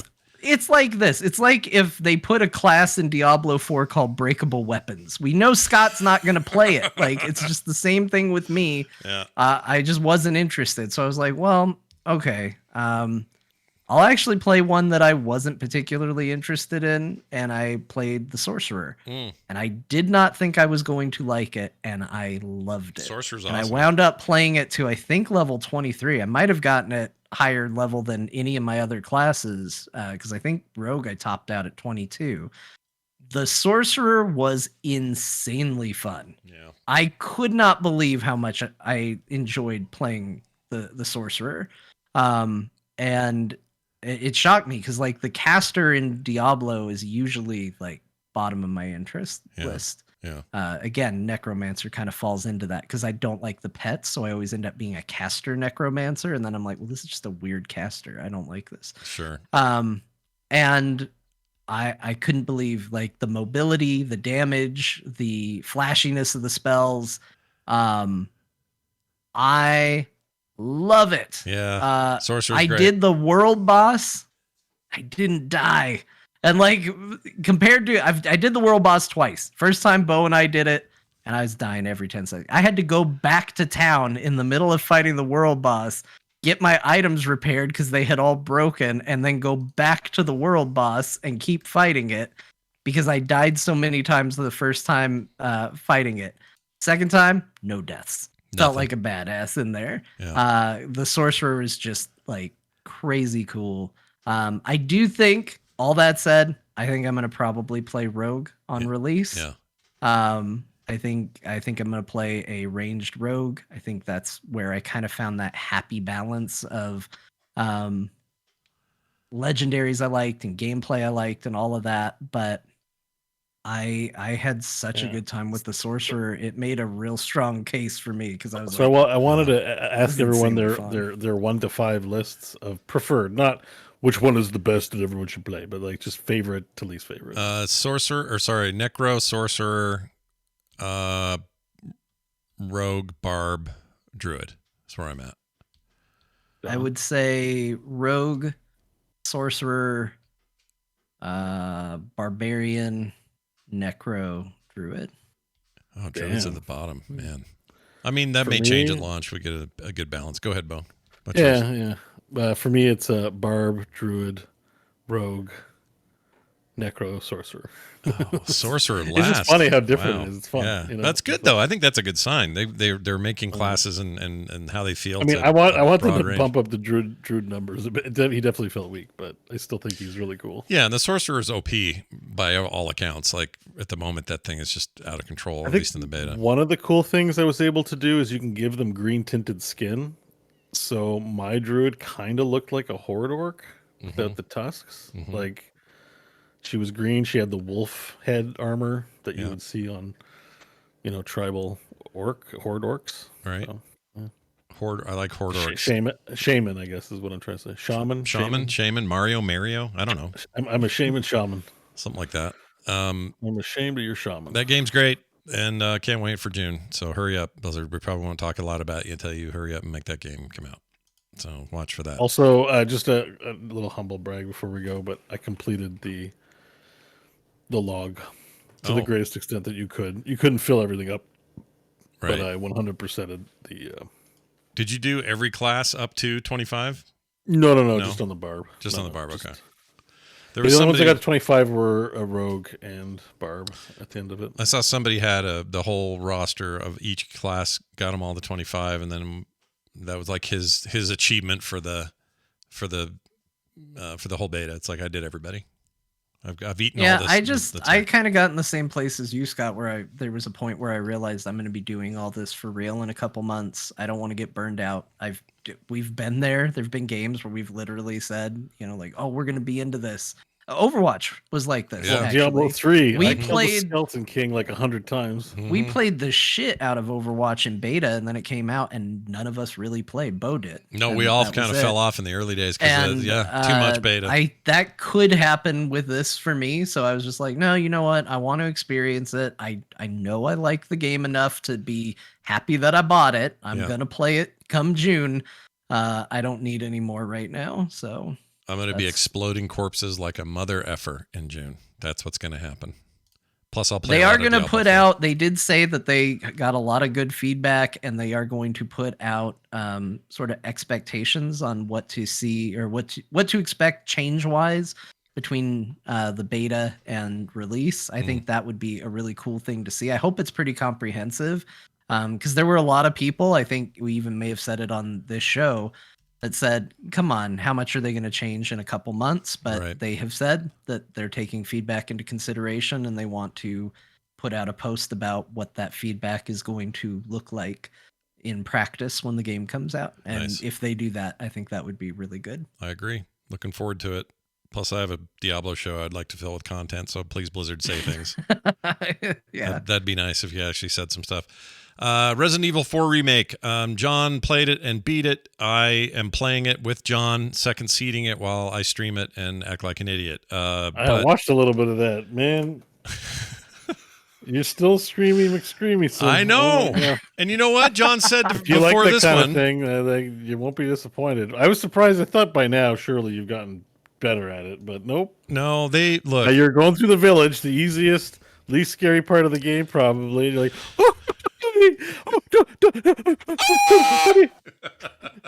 what's he doing? At one point, you had like closed the door in the house, turned around, and thought you were alone, and then the guy just appears behind you. You're like, oh! And people give me shit when we play D&D for yelling into the mic, and you were like screaming at the top of your lungs into the mic. No, it's awful. Like I can't help it. John even said before this one, says, this one's considered, and I also think it's the least scary of the installments. It's not that scary. No, you're all wrong. They're all scary. Interactive horror gets me every time. I can't freaking help it. It's just the way it is. But we're playing it again. I mean, you screamed playing Hotel Renovator, right? Yeah, I did. There was a guy in the elevator down the hall or something that looked like the bounty hunter guy that was on TV, whatever his name was. Forgot his name. Dog the Bounty Dog Hunter? the Bounty Hunter. And he just shows up right in my face. Another time a girl walked into my hotel room and I wasn't expecting it. There's a lot of that stuff. So, yes, I get jumpy in these games. I don't know why. I watch horror movies all day and never bother me at all. But it's video games, dude. I mean, so anyway. it's a reaction. Like Skyrim VR, I hate those spiders, but I can't find it in me to scream like inside. I feel like I want to scream like that. I just have this outlet. It's weird. I don't, I literally can't control it. It would be a fun experiment for me to do this and try really hard never to let it out and see how I do. I don't think I can do it. I think I just... Are you like that with movies at all, or are you like totally normal in movies? Movies are fine, yeah. I just watched another horror movie. What did I watch yesterday? Oh, I watched... what did I watch? Oh, Bone Tomahawk, which I'd seen before. But I watched Smile last week. Smile was scary as shit, but I don't scream. I don't freak out. It's the control.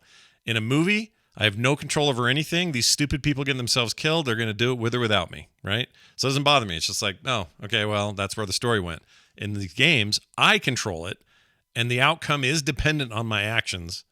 And I think that's the switch. That's what makes it happen, is that I'm in control. And they're just suddenly there, and they're not where you thought they were, and it's, produces an effect. I mean, some movies, like with a good jump scare, they'll make me go, oh, geez, didn't expect that. That'll happen, but not like... I noticed it's when people appear out of on the screen where you're like, what are they doing there? Yeah, how did it even get here? There was it's some like magic. Kind of an object in permanence sort of thing, where it's just like, I'm safe, and then you pan the camera around, you're like, I'm not safe!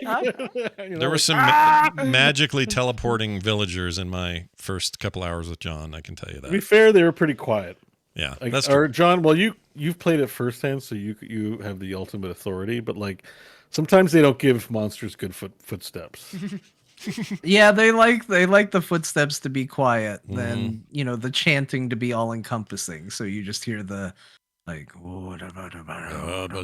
just around you, and then all of a sudden someone will get real loud, and you turn around, they're right there. Chat room wants to know. But I mean, that game also does a really good job of giving the monsters a lot of avenues to get behind you. Like, there's very rarely in that game where you can just put your back up against a wall and say, okay, well, nothing's coming up behind me. Yeah, that was one other favorite part. Scott would run into a dead end, he'd be like, Scott, that's a dead end. So he'd just turn around and run through the zombies and somehow weave his way without getting caught. And he's going, oh! I didn't know where else to go. I didn't know what else to do. No, you're doing the right thing, but it's just your reaction. Like, it's just funny because, in movies, usually you hit a dead end and the protagonist panics and they back up. Yeah. You're like, nope, running right through him. Right through him. I know that, at least I still have a sense that there's a video game around me and I can sort of juke and jive, but I don't know. That game is as intense as I expected and it looks really great. Someone in the chat asked, how do I do it? Haunted houses. I hate them. I'm terrible in those. Because again, that's a situation where it's not happening before me or in front of me like a film where it's a screen and dividing the real world from me to it. I'm in the thick of it and I don't know that the guy with the chainsaw is about to pop out of the door or whatever. Just can't freaking do it. Have you done any scary VR? Yeah, and then I'll never do it again. That's never happening again. It was worse. It was so much worse. Okay. Oh my gosh. Because there's some stuff I like. What is it? Phantasmophobia. Oh, I can't. No way. That is VR, right? Phantasmi. What is that called? Phantasmophobia. Phantasmophobia. Phantasmophobia. Phantasma.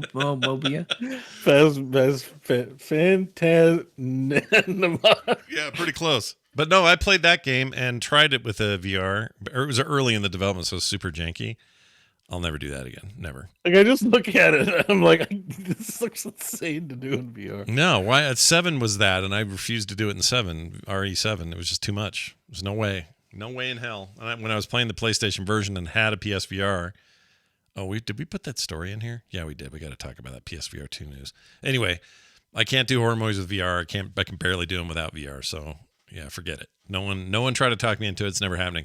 But I only played 2 hours of it, and I will say my impressions are strong. I think that game controls great. It looks incredible. I think their modern RE engine that they use for all these new remakes and their newer RE Games Village and 7 before that is downright beautiful. I wish I said on the stream to John, I wish they would use this engine for more things, and then a whole bunch of you reminded me that Monster Hunter, the newest one, I can't remember the name. There's a few games that straight up use this engine. They are using it in other places than just RE, but it's a gorgeous re-envisioning of the world, of Leon S. Kennedy's hair. Those sorts of things. Really good hair, amazing hair. But John's beat it. You played the full game, so I want to hear from you as the. You beat it already? Yeah, he's a freak. He's a freak. I was amazing watching you stream it like on Friday, was it? Like the day it came out, I think I was watching you while I was waiting to log into Diablo, and you were just like, "Yeah, I got to the title. Like, you're done already." Yeah. Yeah, it's amazing what you can do when you give up sleep. And Did you stream it all or no? no, I just kind of. You got hooked, and you're like, "I'm in the zone. I'm playing this thing." That happens. Yeah, I basically just sort of no-lifed it. The family was doing something. Oh, they had a birthday that they were gonna go do. It was your son's birthday. You're like, I'm piss like, off, guys, kid. sorry, Resident Evil 4 here. Leon Maybe needs next me. year. I'm busy. Mm-hmm. Wow. So it was, it's just been, it's been my main focus. I mean, I will say it's longer than most of the other remakes. So it's not a short game necessarily. I think I was at, it's got to be longer than 15 hours because it was 15 hours when I checked it, and I still had a ways to go before I beat it. But That's I think impressive. It's not. I think 15 game, hours is no? probably a decent estimate for how long it plays. Wow. It is a super fun game. Like, it is a extremely competent third-person action game. On top of just being a really good, Resident Evil and horror game, and I'll tell you, I'm already 4 hours into my second playthrough. Oh my gosh! On top of it, Wow! I finished it and I immediately started playing it again. Yeah. Your new game. Yeah. So this game is very welcoming to replay. So there's, as soon as you start a new game, you get to start it with all your weapons and all your upgrades, and you get to then experiment with other guns, because you will not have enough money in the game, even if you focus on getting treasures. You will not earn enough money to fully upgrade all the guns. You have to make choices. And so you get more guns than you are going to ultimately use. So now I'm doing a second playthrough where my goal is, okay, these are the guns I want to upgrade. I want to also get these guns and put them in. We do have to talk about, because we talked about earlier in the show, breakable weapons. One major change for this game, when you play the original Resident Evil 4, basically the way you play the game is you shoot a villager in the kneecap, they bend over, you kick them in the head, you go stand over their body, and you stab them with a knife till they're dead. And that is the optimal. Daddy used to teach us. Yeah, that's the optimal way to play Resident Evil 4. Every encounter, like in the original. This game has introduced durability to the knife. Leon does not have infinite knife like he used to. To counterbalance that, the knife has become insanely useful in this game. You can perform stealth kills. You can perform instant on the ground stab finishing maneuvers. You can parry almost any attack in the game with the knife. Like a nuclear rocket. So Carbot made a joke. He did a Carbot plays Resident Evil 4 where Leon successfully deflects a rocket launcher blast. Yeah. And I'm going to be honest with you. I never did it, but I believe that it's possible. Okay. It's not I can't say for sure that it can be done, but I have no doubt that it could potentially be done, because there were villagers throwing Molotov cocktails at me and I was deflecting them back at the villager with the knife. Oh, I was just think I and like back it would go. But logic consistency within the game. It's like, knife is for parrying. It parries everything. Yeah. It's so good, but it all does durability damage to your knife. So the knife is obviously the most useful tool in the arsenal, but you have to choose when and where and how to use it properly.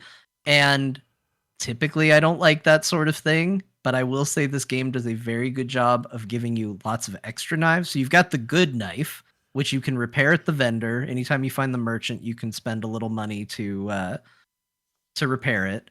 You also find a bunch of like kitchen knives and boot knives and like kind of shitty knives that you just stockpile that are like, these are fine. These are usable. And I will say there is also a second knife that you get in the game that is the kind that's a real knife. You can repair it and keep it.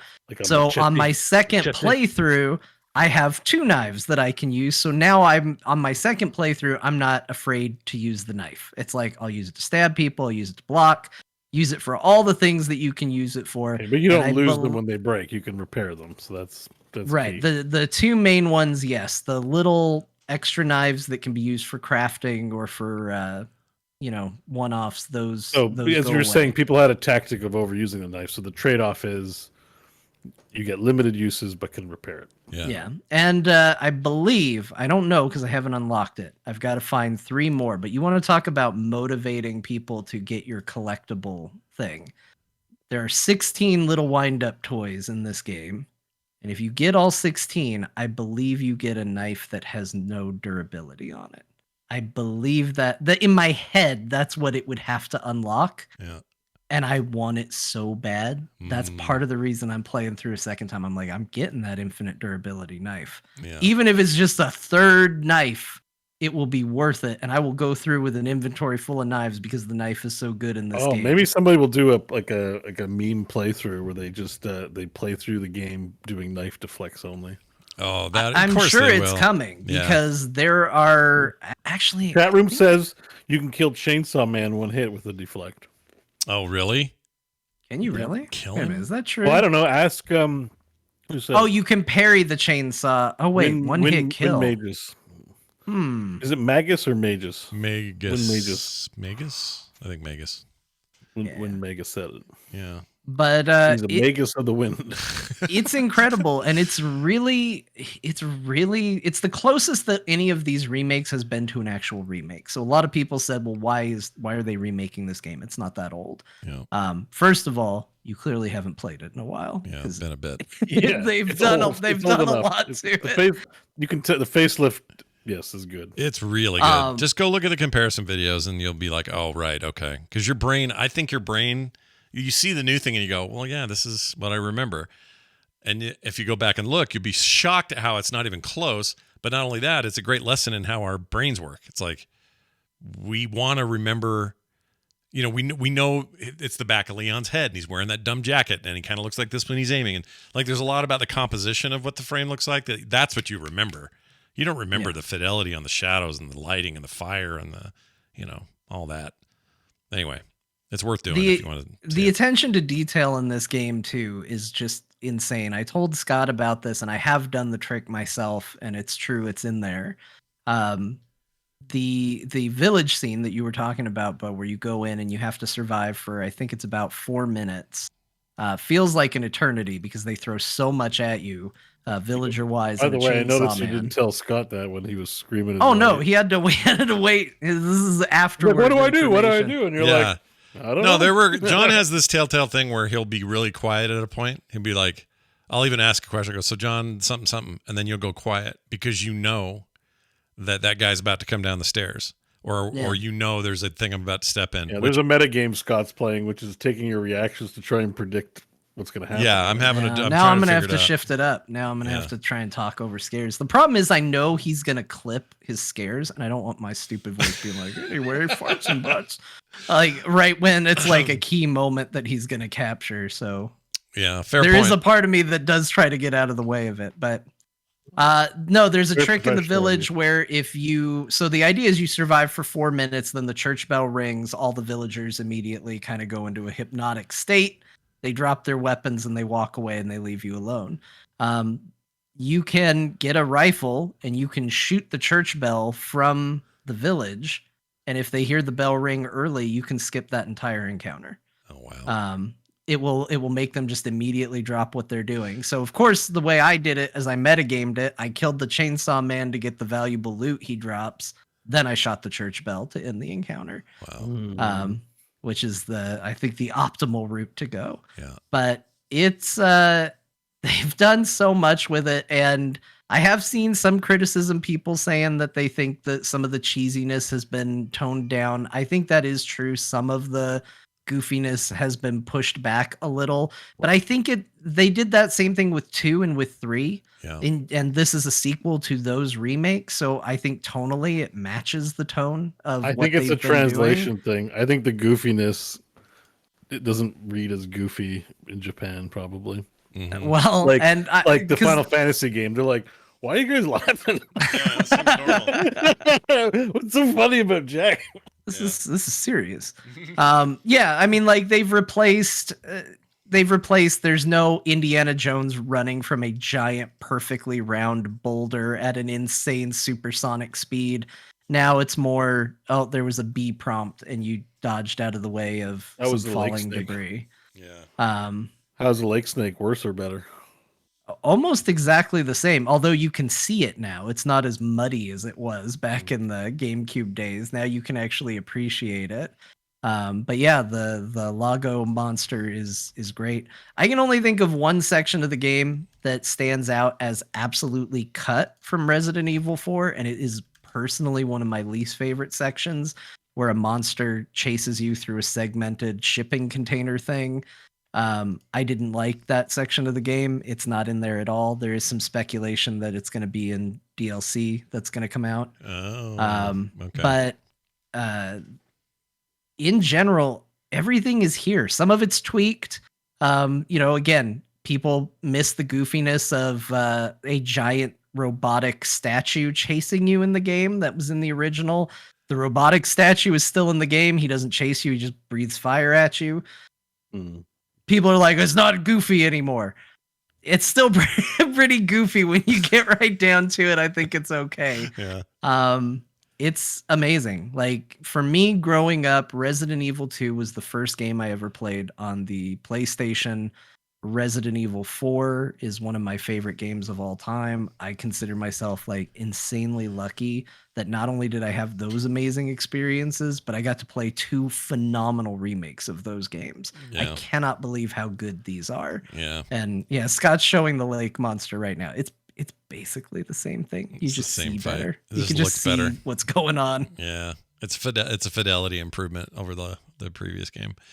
Yeah, I'm really enjoying it so far, despite my, horror misgivings, but it's, I wish more, not that there's a lot of people saying, hey, can we stop at the remakes? Maybe have some new games. I'm like, well, okay. There are lots of new games. You're just not paying attention to them. But secondly, I think this stuff, just a new game this year, Village was last year. Or last yeah. year. Well, yeah. I mean, Yeah, it but takes still. a couple years to develop games. Yeah, I agree. I think if they do this stuff in between, I don't know why you're complaining. I think this is great. Remakes Good- of this good- caliber, yeah. Yeah, good remakes are good. Then do that all day. I I agree. don't mind it. But I if they're agree, too. terrible, then yeah, skip. But Yeah. This is probably the least transformative of a remake. Like, Resident Evil 2 is a very different game than the original. Mr. X, which is the thing everybody talks to about Resident Evil 2 Remake, is barely in the original Resident Evil 2. He's in scenario B. Yeah. And you have to beat the game twice before you even see that. So, Oh, you beat the game twice. Is that so? In Resident Evil 2, if I beat it, you are saying I can beat it once, not twice. yeah, John misspoke.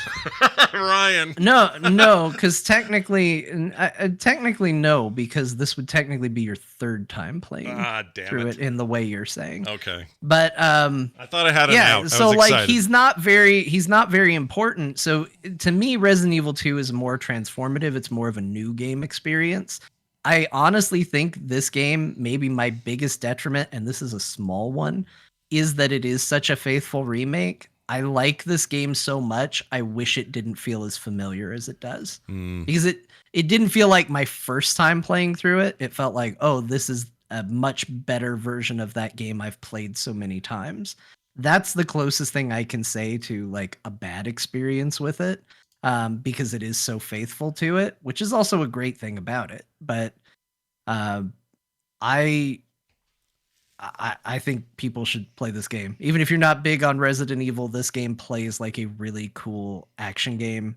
And the way you evolve playing the game over time, like, you watch somebody who's played this game a lot, they look like John Wick. You watch early people playing it and they look like Scott just running around the village screaming, and maybe he gets hit and maybe he doesn't. Yeah. Like, it's really incredible what you can do with this game, as far as skill and the way it plays. So I'm very happy that it has so much of this, like the kick feature is amazing. The sneak up and stab a dude stealth mode, I love that in all games. So that's a nifty little addition. Yeah, I mean, they're innovating in the right ways. I don't know why people are review bombing it for any reason. Like, given the context of what it is, this is a pretty high quality product thus far. Yeah, it feels fleshed out in important places, like characters get more screen time. I can't say enough good stuff about it. Yeah. It's probably my favorite thing I've played so far this year. Oh man, look at you. Early game of the year. I didn't say that. I just said favorite thing so far. Do you think they do an RE5 or 6? They keep going down this path or no? I really want them to remake Code Veronica. Code Veronica feels like the game that's kind of missing from all of this. Yeah. Like, remaking 5 feels like a waste of time, which I know is what people said about 4, and I'm saying don't say that. But Resident Evil 5 was just, it was that trend of, we're going to take a good horror game and make it co-op and kind of screw it up in doing so. Yeah, 5 doesn't have the reputation that 4 does. I don't think 5's very good. Yeah. It's okay. Yeah. But that's Chris punching a boulder. Yeah. Maybe I do want to see it. Yeah, maybe you want to on. see high fidelity boulder punch. Maybe you do. They should do Code Veronica first, though. Code Veronica is a really cool, often overlooked Resident Evil game that I think would benefit probably the most from new controls, except for this guy. Yeah, this he guy sucks. that's on the screen right now is the worst Resident Evil character in the history of Resident Evil. Yep. Oh my gosh, he's so bad. He's really bad, but someone will complain that he got watered down or something, though. Someone's going to be mad that they made him better. He's excessively Canadian, and he's super whiny, and it's amazing. He has the most cringe dialogue of just like, Claire, what are you talking about? Like, it's so bad. It's bad, but he's amazing. This was a launch title for my Dreamcast, if I remember right. I think it was a launch title, and it was the first game I bought. I was so into this, and this is back when I was playing with friends on the couch, so it was like John was there, but not John. A different John. And that's how I played Resident Evil Code Veronica with my buddy Andrew. And it was a blast. Yeah. Make that one. Do that one. Make this one. This is the one they need to do next. Do Code Veronica. I agree. Boy, look at her dodge that bullet. Jeez. All right. Awesome. Well, those are the games we played jointly. Let's jump to a couple that I played on my own. I played a brand new game called Dredge. Yeah, that's right. The word is Dredge. That's right. That's right. This game is available via Steam. Plays beautifully on the Steam Deck, already Steam Deck verified. Even though I got it was a pre-release code, it's now officially out. I think the 19th was the day it launched. And it's this beautiful little game that at first you're not really quite sure what's going on. You're a fisherman. It's not chorecore, although there's some chorecore elements to it. You're out doing fishing man work, and the story goes you get into getting fish. Wait a minute.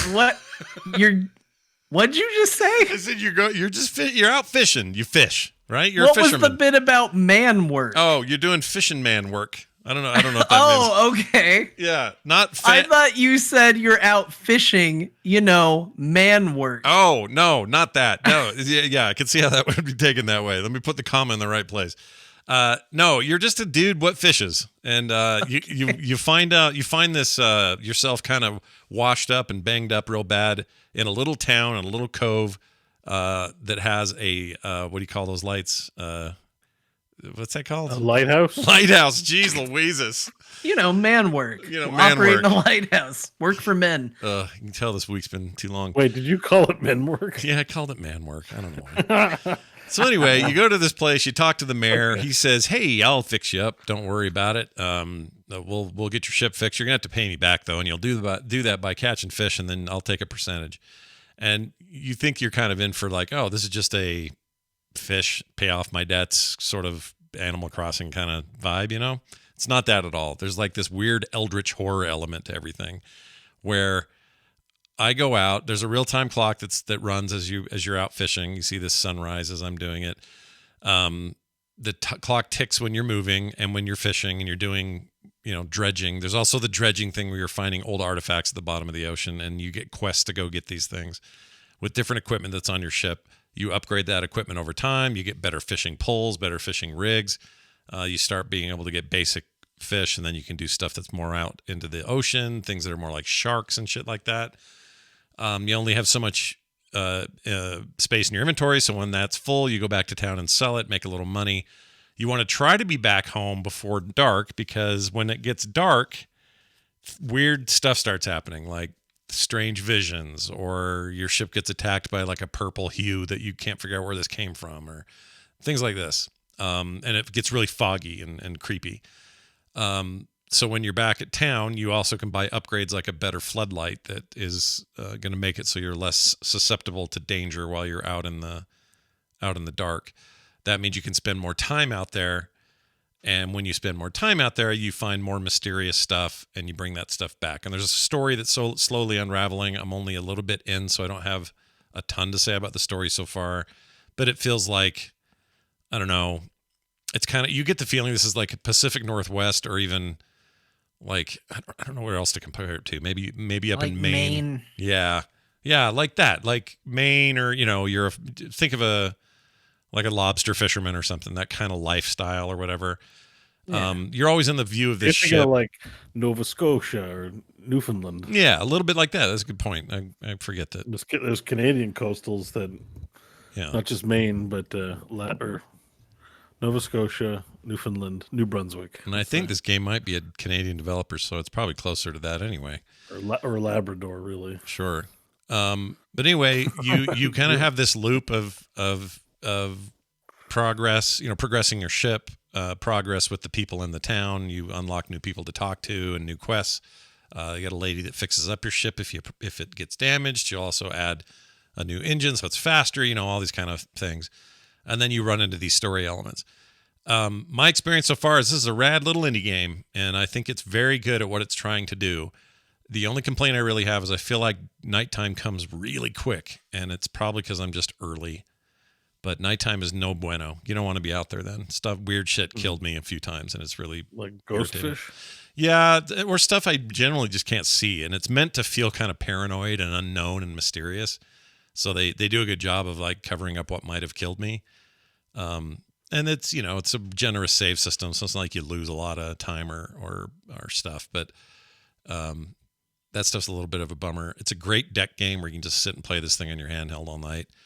And it's getting good reviews. I really like it, and I think people should check it out. It's called Dredge, and it is very cool. It's up on Steam currently. Maybe somewhere else. I was looking at this earlier today. I think I'm happy you played it, because I was really curious, because I liked the look of it awful lot. Yeah, the look of it, this painterly kind of, I don't know, not really low poly, but kind of low polygon. Like it's meant to evoke a simpler style. But it's also probably a name of that style. Yeah, in, right? Yeah. It's really hard to it's really hard to describe it. But it reminds me of certain kind of painting style too, where it's like broad strokes but simple design. Anyway, the water's really cool. I like a game where the ocean is where I gotta go do shit. I don't know why. Like Dave the Diver and freaking, to some degree, Zelda Wind Waker and things like that. I'm a fan of the expanse of water. It used to be what we saw, like how we look at space now as a people. That's how we used to all look at the ocean. And it's fun to like feel that sense of like awe and size, and I'm only going to get better and more capable and tackle this place. So anyway, it's really cool. It's called Dredge, and it's out now. Rad little game. When I wasn't playing that, I was obsessing over Dyson Sphere Program. A game I am verifiably terrible at, but can't stop playing. And one day I'll be good at it. I'm nowhere near of Dyson's What Fury. are you building on? What are you working on right now? Just trying to be better at like supply line and efficiency. Yeah, but like, what's like the tech thing? Like, are you what colored cubes? I guess it all goes down to the cube level. Oh yeah, right. So. I'm still yellow cubing it. So yellow's pretty early. That means you did blue and red. So Yeah, you got a supply chain for blue, supply chain for red. Yeah. Yellow's when it starts to get tricky, when you get byproducts you don't need. Yeah. And it just gets a little harder. Each one gets a little bit harder, makes you go way crazier every time. You know, when you're extracting, you have to extract oil. You have oil refineries that extract yellow's the one oxygen. that needs a lot of oil, if I remember correctly. Yeah, and the thing is that puts out this version of oil that's like an impure version or something. It's the kind of yellow. It's a light brown. Yes, that's the Yeah. stuff. So when that started you happening, you want the hydrogen, not the oil. exactly. And so the hydrogen comes out at this like slower rate, but that's the leftover byproduct oil. There's a ton of it. And so what I started doing was just stacking storage and just going bloop, bloop, bloop, bloop, storing it because I'm thinking, well, am I going to need this later? And then I realized I can burn this as fuel. So I started piping that. I put all these pipelines straight to my generator, my power plants. And so now those are all feeding directly off of that excess oil stuff. So that's kind of working for now. For now, eventually, I think that oil byproduct also becomes useful later on down the line. But that's for later plans. Yeah. But you were so right, Bo, about like start a game with your resources just set to infinite because you're going to have more fun experimenting. Yeah. The time pressure's off, so you can learn at your own pace. Right. And just kind of more sandbox. I find it's more fun as a sandbox than a esport. I totally agree. To me, that's the only thing about doing limited things. It's like, well, now I just have time constraints and I'm not smart. And like some people could probably do it in an afternoon. I'm like, this is like a week-long project for me. So And I did last week or this week, I tore everything down and started fresh from a logistics standpoint. So I've done that too. Yeah, that was fun. That way, I didn't lose all my progress on the tech tree because the tech tree once you get to a certain point, the shit takes forever. It's like, you know about the second tech tree where you upgrade your robot, right? Yes, so I go to that all the time. So you don't want to lose those upgrades. Even if you start from scratch, it's still worth having your increased inventory space, and you can stack things up higher. And the belt speeds. I think there's one where you get more value out of mining ore. Yeah. Which again, if you have limited, then you're going through the ore faster. So infinite just makes it just a funner. It's a funner game to play it that way. As much as somebody may look at that and go, "Well, that sounds a little like you're cheating." I don't know. The game design. No, it's a set your own difficulty thing. Like, do I play Torment 1 or Torment 16? That's all it is. Yeah, it doesn't matter. Yeah, the only difference I can't change it in real time, but other than that, it's fine. You are penalized in a certain way because you do accrue points for production. Right. That when you play your next game, you get a head start on your tech tree. Oh, I didn't know that. That's interesting. Yeah. There's a little point thing. So, but like, I don't need that head start either. Like, I'm not racing. Like, again, part of the one flaw of the game design is just this notion that things need to be limited and there's a race. It's a sandbox. It's not needed. Yeah. In my opinion. I agree. Having a blast with that. But because that game is not easily playable on Steam Deck or any other kind of portable way of playing it, and when I'm not in front of my PC, I would still have this itch. And until either Satisfactory or them put in controller support, to me, it's just not worth fiddling with. So I found a game on mobile. John, careful. It's also on Steam, so keep that in mind. This is a game. He said the M word. It's a game called Refactory. Refactory, not Refractory. That's a different thing. I was gonna say I can play that game without any mobile. Yeah, you're speaking of speedrunners. John he's ready to rock. Yeah. But this, I only play it about once a day. Yeah, there's an energy mechanic, but sure, it's not in your face about it. Yeah, I hope it's not in my face. Anyway, the point is, Refactory. I don't know what you guys are joking about. Have you heard of the refractory period, Bo? Have you heard of that? Do you know what that is? No idea. Oh, it's a refractory period. I can't believe. Hold on. What are we doing? This is great because I usually don't know these things. You get to teach Bo something. Yeah, this is my turn. Okay, so here's what it is. I sort of assume we're talking about jizz, but I'm not sure. Oh, gosh. Well, we can go straight to that.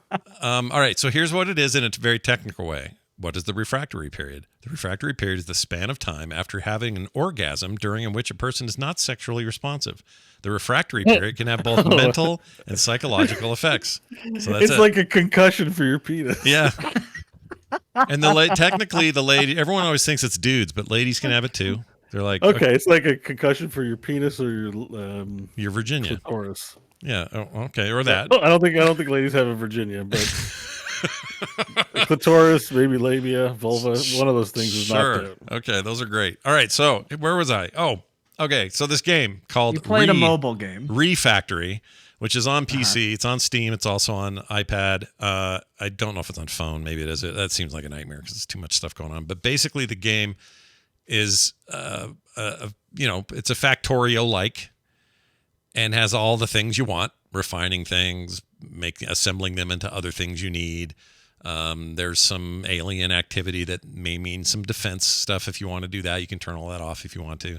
There's a campaign, or you can do just sandbox. Like, it's got all the pieces and parts. There's storage. Instead of being a dude that walks around doing stuff, you have drones that fly around and do stuff for you. And this looks like poor man's Dyson sphere. Oh, big time. Yeah. But it's on mobile. I understand. Yeah. It's just all I needed. I see the sorters and like the pullers, and they take a whole square of space. They're not on the thing. Anyways, I'm not criticizing. No, it's not. And you're right to say these things because it's absolutely true. The aesthetic is absolutely like poor man's Factorio. How's the voiceover work? That's the real It's question. not bad. The music's also pretty good. The sound effects are good. It sounds like little factories pumping away and stuff.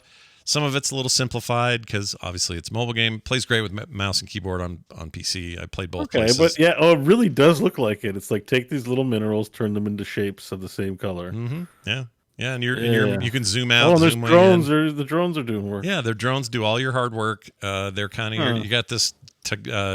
What's her name from Halo? Is it Intergalactic? Who's the lady from Halo? Can't think of her name. Katana looking lady that's giving you tutorial help. She's there all the time. It's very serviceable. It's a factory management. Is it a box price, like no microtrans? $3.99. Okay, so on mobile it's free unless you want to do, for the campaign it's free. If you want to do the sandbox mode, it's $3.99. Totally worth it, no problem. Plunk that down, no ads, no micro, nothing. It's just a game. Okay. PC version is $10 and is the whole game for the $10. You just get it. Dyson Sphere is already a sleep ruiner. Can you imagine playing this in bed till 5 a.m? Well, that's kind of what I did the other day. It feels like doesn't have to imagine it. Yeah. You did it. So with Dyson Sphere, it was like, this is the good cocaine, and in this one, it was like the guy down the street's got a rock and it looks white and it's probably all right. You know what I mean? Oh my gosh. So at least you're acknowledging where your problem is with a proper analogy. My goodness. Yeah, it's one of those things though. No, but Dyson Sphere is like that, John. It is like it's just another druggy. It's like Civ. It's like just another turn, just another 30 minutes. Oh yeah, not since Civ have I felt this level of compelling of me to keep Dyson's playing good. Dyson Sphere program is really it's really good. So I'm going to recommend this because I think it's a good pocket-sized version of the crack you want, and you're going to be used to all of the mechanics of it because you've already done this in either Satisfactory or Dyson Sphere. That's very similar to those. Tech tree is very similar. How you refine stuff and store it, trying to be more efficient, upgrade the speed of your belts, all that stuff's here. I don't know what the ultimate end game looks like. I'm not nearly that far, but it does seem like it's got quite a bit down the tree. And I kind of admire it for being a good one of these on a format that isn't normally something you'd associate with it. So called Refactory. All right, this is how we started the penis talk. Yeah, that's where we got to Refactory, which is very different. But go look it up on Steam. The reviews are good. People like it. It's I will say this: the actual gameplay screen plays like a PC game, no problems. It's all good. When you're out in the main menu, you immediately are reminded, oh, this is also on mobile, and they do a lot of UI stuff from mobile on this, and it's fine. Yeah, I'm downloading it on iOS. I'm taking a look here. Yeah, so it's a lot of fun. I sure would be curious. Regret it. I'm curious what you think. You're probably right that it's pretty good, and yeah, I will never sleep again. It taps into it in a way that I wasn't expecting, and you can get wild with, I kind of see what it's going for there. It's the same as Dyson Sphere, just not as nice to look at, but I think it has all the pieces there. Yeah, it's pretty good. That is my games this week. Again, Dredge and Refactory, and then, of course, Dyson Sphere whenever I could, which was a lot. I got so desperate at one point. It was embarrassing. Oh my gosh. I got so desperate you for need that help. game. Do you need an intervention? I did. You know how Steam will let you stream a game on a PC somewhere else on the network to another PC somewhere else? I don't know what they call it, but whatever it is. Remote play or whatever. Like remote pipeline or something. Whatever it is. I attempted to do that on a notebook that I had to use to do some tax stuff, but I wasn't anywhere near my PC. So I was like, will this run from there? And I loaded it all up and I had to install Steam. And you couldn't sit and do taxes. You're like, I'll do Why 2 minutes can't of I taxes Dyson while doing taxes? for every Why? 45 minutes of... It's just For such every 5 minutes of taxes, 45 minutes of Dyson. It's so good. It's just so good. Anyway, that's my current obsession. Let's move over to John, who played a lot of the usual, it sounds like. What did you get? Yeah, I mean, all my games were Resident Evil and Diablo 4 this week. So, I mean, I'm still playing Final Fantasy 14. I'm still playing Fortnite, but nothing new. So all my talk was in those games this week. I watched you stream a little. I think it was Fortnite this week. Did you play this week? Was it stream it? No. I mean, maybe it was last week. You streamed RE4. I watched that. I don't know what else you did, John. I mean, you may have seen me do a little Fortnite not too long ago. Though. Yeah, there was something going on where you were talking about. Oh man, I can't remember now. You said something really interesting while you were playing, and I was gonna bring it up, and I didn't write it down. Oh no! Crap. Well, I do think I'm a pretty interesting person. And there was a really good point about why Fortnite. I can't remember what it was. Shit. I got to write more stuff down. This is why my problem. Fortnite, period. Why Fortnite? An essay by a TED Talk by John Jagger.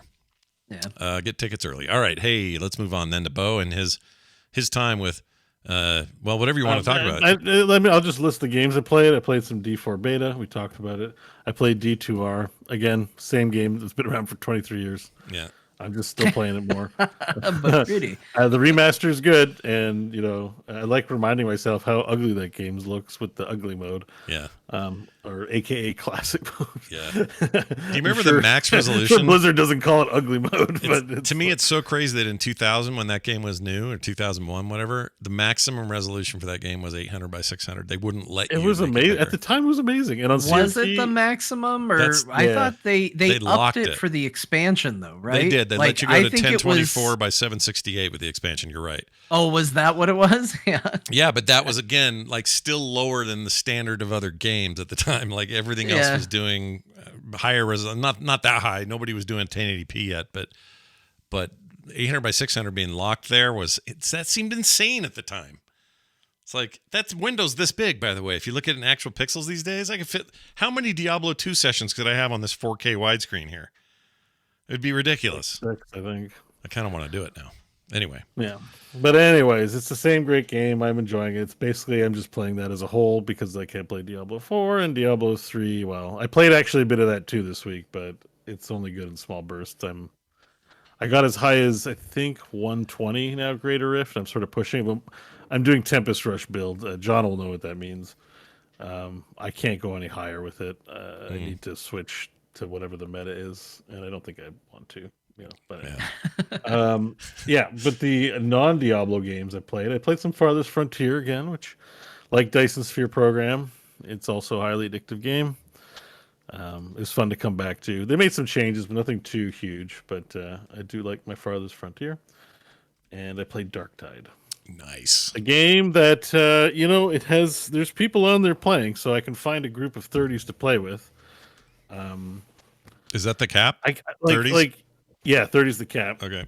And I don't think if you're looking for super crazy end game, super crazy progression systems, this ain't it. But the actual gameplay is pretty fun. It's the actual just going through the levels and stuff. I guess what I like about it is you get tons of gun ammo in this game. So being a shooty guy, there's just lots of things that are fun to do in this game. Now, the clip you're showing, everyone's using melee, but they look low level. So have they made? I mean, some of the complaints about the game, have they been addressed yet? Are they working on? Well, for me, the game has always been stable. So like the stability issues are never an issue for me. So I can't tell if it's improved. The game worked reliably. You know, I had a great time. You know, the level diversity, there isn't a ton of levels. There isn't a ton of weapons. But, you know, there's some choice. There's choice there. You do pick a build of a gun and a melee weapon that you like the best. And there's a talent tree. So as you level up, you do, you know, end up with, it's not like Diablo levels of like, look at my character's changed, but you get advantages and stuff and make yourself more efficient.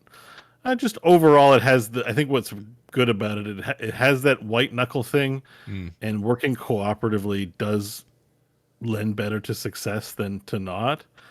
So, you know, like staying grouped together, watching someone's back, saving them from dudes, then the way that Vermintide is there. So it's fun. Soundtrack's great, of course, and the gunplay does feel good, as well as the melee actually works. It's fun, I guess, mowing down hordes of hundreds of those Nurgle zombies. You know, like, you know, they really sort of do nail the bloody, like, survival aspects. I just really enjoy this game quite a bit. Remind me, you're on a ship this whole time, or do you go other places? No, you're in Tertium, which is there's tons of worlds in the Warhammer universe. Yeah. You're just on yet another factory world that's been taken over by the Nurgle worshippers. Okay, and you're not, you know, you're just people who get conscripted into a mercenary warband for the Emperor. Because you're in prison and you're sort of, you know, your life is kind of forfeit, but you can maybe earn your way to freedom by murdering tons of these Nurgle worshippers, and that's kind of the premise. That's about it. It's a fun part of 40K that I feel like I don't see enough of, is the kind of hive world stuff. I like that crap, you know? Yeah, I mean, we're gonna get that with Space Marine too. So this is a narrow scope of the Warhammer universe, which is the indentured servitude. Militia, basically, which is, you don't see a lot of because it's not the main draw for a video game. It's actually like, because looking at their site, I'm like, you can build an army out of just like regular humans. Like, you don't have to be Space Marines or Xenos. You can be like regular and like conscripted just militia, a dude with a gun. Yeah, just like humans, you know, like not superhuman, like not the Marines, like just regular ass humans. And so you kind of get to be that, which is actually kind of interesting. So awesome. There was some news last week or this week or somewhere that I saw that there may be some progress on a proper 40K series getting made finally, like a TV show. Yeah, Henry Cavill's rumored to be a part of it. Henry Cavill's like, in my headcanon, I don't know if this is realistic, but he got sick of them screwing The Witcher. He got sick of the DC bullshit. And he's like, just cast me in a Warhammer TV show. Yeah. Like to me, he's like, you know, given the amount of times he's come out publicly and said he liked it, I'm like, if I was at Games Workshop and I was trying to break into media and a A-lister was like, I love Warhammer, then I'm like, and he's ripped. He's perfect for a Space Marine. He's perfect. And he's British. Like, he could actually like get the accent down. Like he is perfect. He is the golden Warhammer child. I'm like, get that man a contract. Let's make something. Just even a 2-hour movie would be fine. Like, I don't. Hell yeah. TV show's great, but I'd take 2 hours of just Warhammer. Because the one thing I will give Games Workshop credit for is that their cinematics. There's no one there that's doing the D&D thing or the Disney thing. They're like, they make Warhammer. They know what people want to see when the Warhammer cinematics getting made. Oh yeah, that latest one. Marines in armor shooting and getting killed. Like some story, but like let's not do too much of the weepies here or like the dramas. Like it's just people getting shot and torn up. Yeah, or doing cool magic psyker shit. You know. Yeah. So. Because they did just release a huge trailer for their updated rule set and all that for the tabletop, and that cinematic is gorgeous. It just made me want to spend more time in that world. All right, that's awesome. what I mean. Like they know what audiences want, so I have a lot of faith they'd make something really good and not, you know. Yeah, and Cavill's a huge nerd about it. I've heard interviews where they say, "Hey, we hear you're really into Warhammer. What does that mean?" And he'll say, "Well, I just made my blah blah blah army, and I'm painting these guys and." And also, I'm pretty sure Necron this and that. It's like you can tell he knows his shit. Yeah. Yeah. Why wouldn't you want this actor who's already popular for lots of reasons to do And this? he's not embarrassed about it. Like No. I'm sure there's another A-lister who likes Warhammer who does not want the rest of humanity to know he likes Warhammer because it would kill his money. Who is it? Who do you think secretly is a Warhammer freak in Hollywood? Let's pick it. Who do you think it would be? Who's also like douchey enough to be a liar about it? Like, yeah. like you know what I mean? To think that way about Yeah. I don't know, but like someone like The Rock or maybe. Again, Vin Diesel's pretty good about that too. I find he doesn't wear. Well, no, he's pretty He open talks about it. D&D. Yeah. He's Vin into it. Diesel's pretty good too. We can't give him any flack for that. Chat says Chris Pine. Nah, he's not. I wouldn't think he's not. No, I've seen him in an interview. It's his people he knows know about D&D. I think that's pretty genuine. Kristen Wiig. Oh, Jack Black seems like he would Warhammer. No, I we could see can't that. think about current actors because today's sensibilities are different. Like think about Tom Cruise in his prime or something like that. Like think subtract 20 years. Think of an A-lister 20 years ago. Yeah. And one of them has maybe not a Warhammer, but a hobby that that picture of George Costanza playing Metroid Prime where he looks like he got caught with his pants down. Oh, I love that photo. Like the same reason why they changed their names, right? Like they changed their names because their real names are too lame to be cool. Like that kind of shit. They also, they don't want you to know. I guess the thing that I'm thinking of the most right now is like maybe the fiction that K-pop stars are like single, so they can't ever be caught in a romantic relationship with anybody because of their image they're trying to project to sell their availability to lonely people. Right. Yeah, that kind of thing. So I'm just like, yeah, it looks like he's been caught masturbating. I know. It's so good. Like that's the face I make when I masturbate. Okay, I gotta go. I hurt myself. Bo left. Bo left the show because he made a joke that he found so funny. It He's actually gone. hurt him. Yeah. He says I hurt myself. I don't know what that means, but hopefully be fine. All right. Well, that covers our games we played. This is perfect timing because this is where we take a break anyway. When we come back, Dear Martha, a return to the Steam reviews today for Dear Martha. Oh my gosh, that'll be cool. So stick around for that. Sorry. Oh, you're totally fine. Okay. Yeah, It's break time we anyway. figured you'd already left. You just I got up hurt and left. myself laughing like that. I feel you. Don't blow a gasket or whatever it is. All right, I gotta go. I'll go jack it. Yeah, go. Oh, geez. Anyway, we'll be back soon with more. Stay tuned. All right, we'll be back in a second, everybody. Stick around. Keep an eye on things. 5 minutes or so. And we'll see you right back here in a few. Okay, where's some music for this? Let's do this one.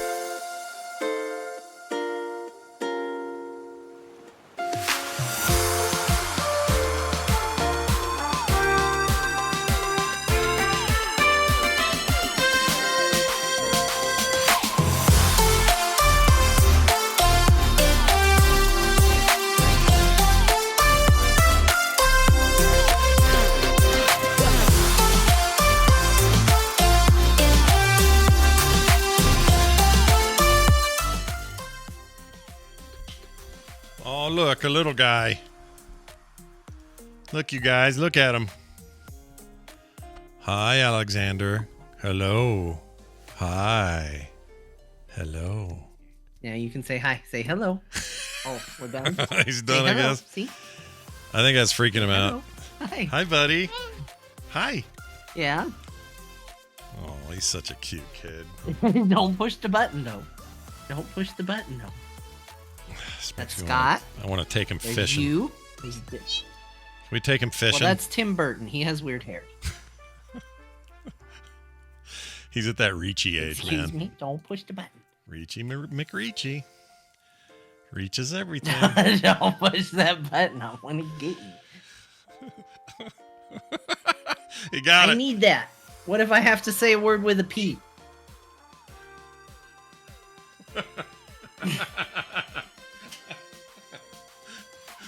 Oh, man. I want to be little again. That's basically what Dad does. Yeah, just puts it on his face. Thank you. Good job. Good job. I would take. Oh, let's Chat back room, off I'd take again. him fishing. Hell yeah. Let's go fishing. Yep. kids are the best. Oh man, I miss when my kids were little. Oh, did you hear him? He has a voice and everything. Hello. Hello. Ah.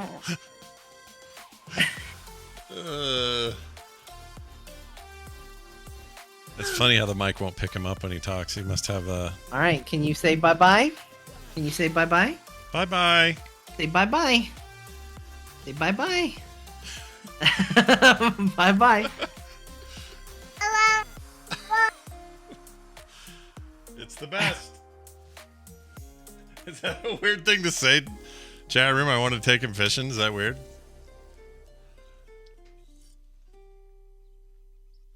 I never used this, but new chair.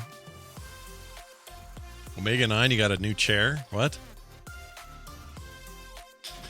I think he's talking about my new chair. I think chat room wanted to talk about that. Oh, did you get a chair?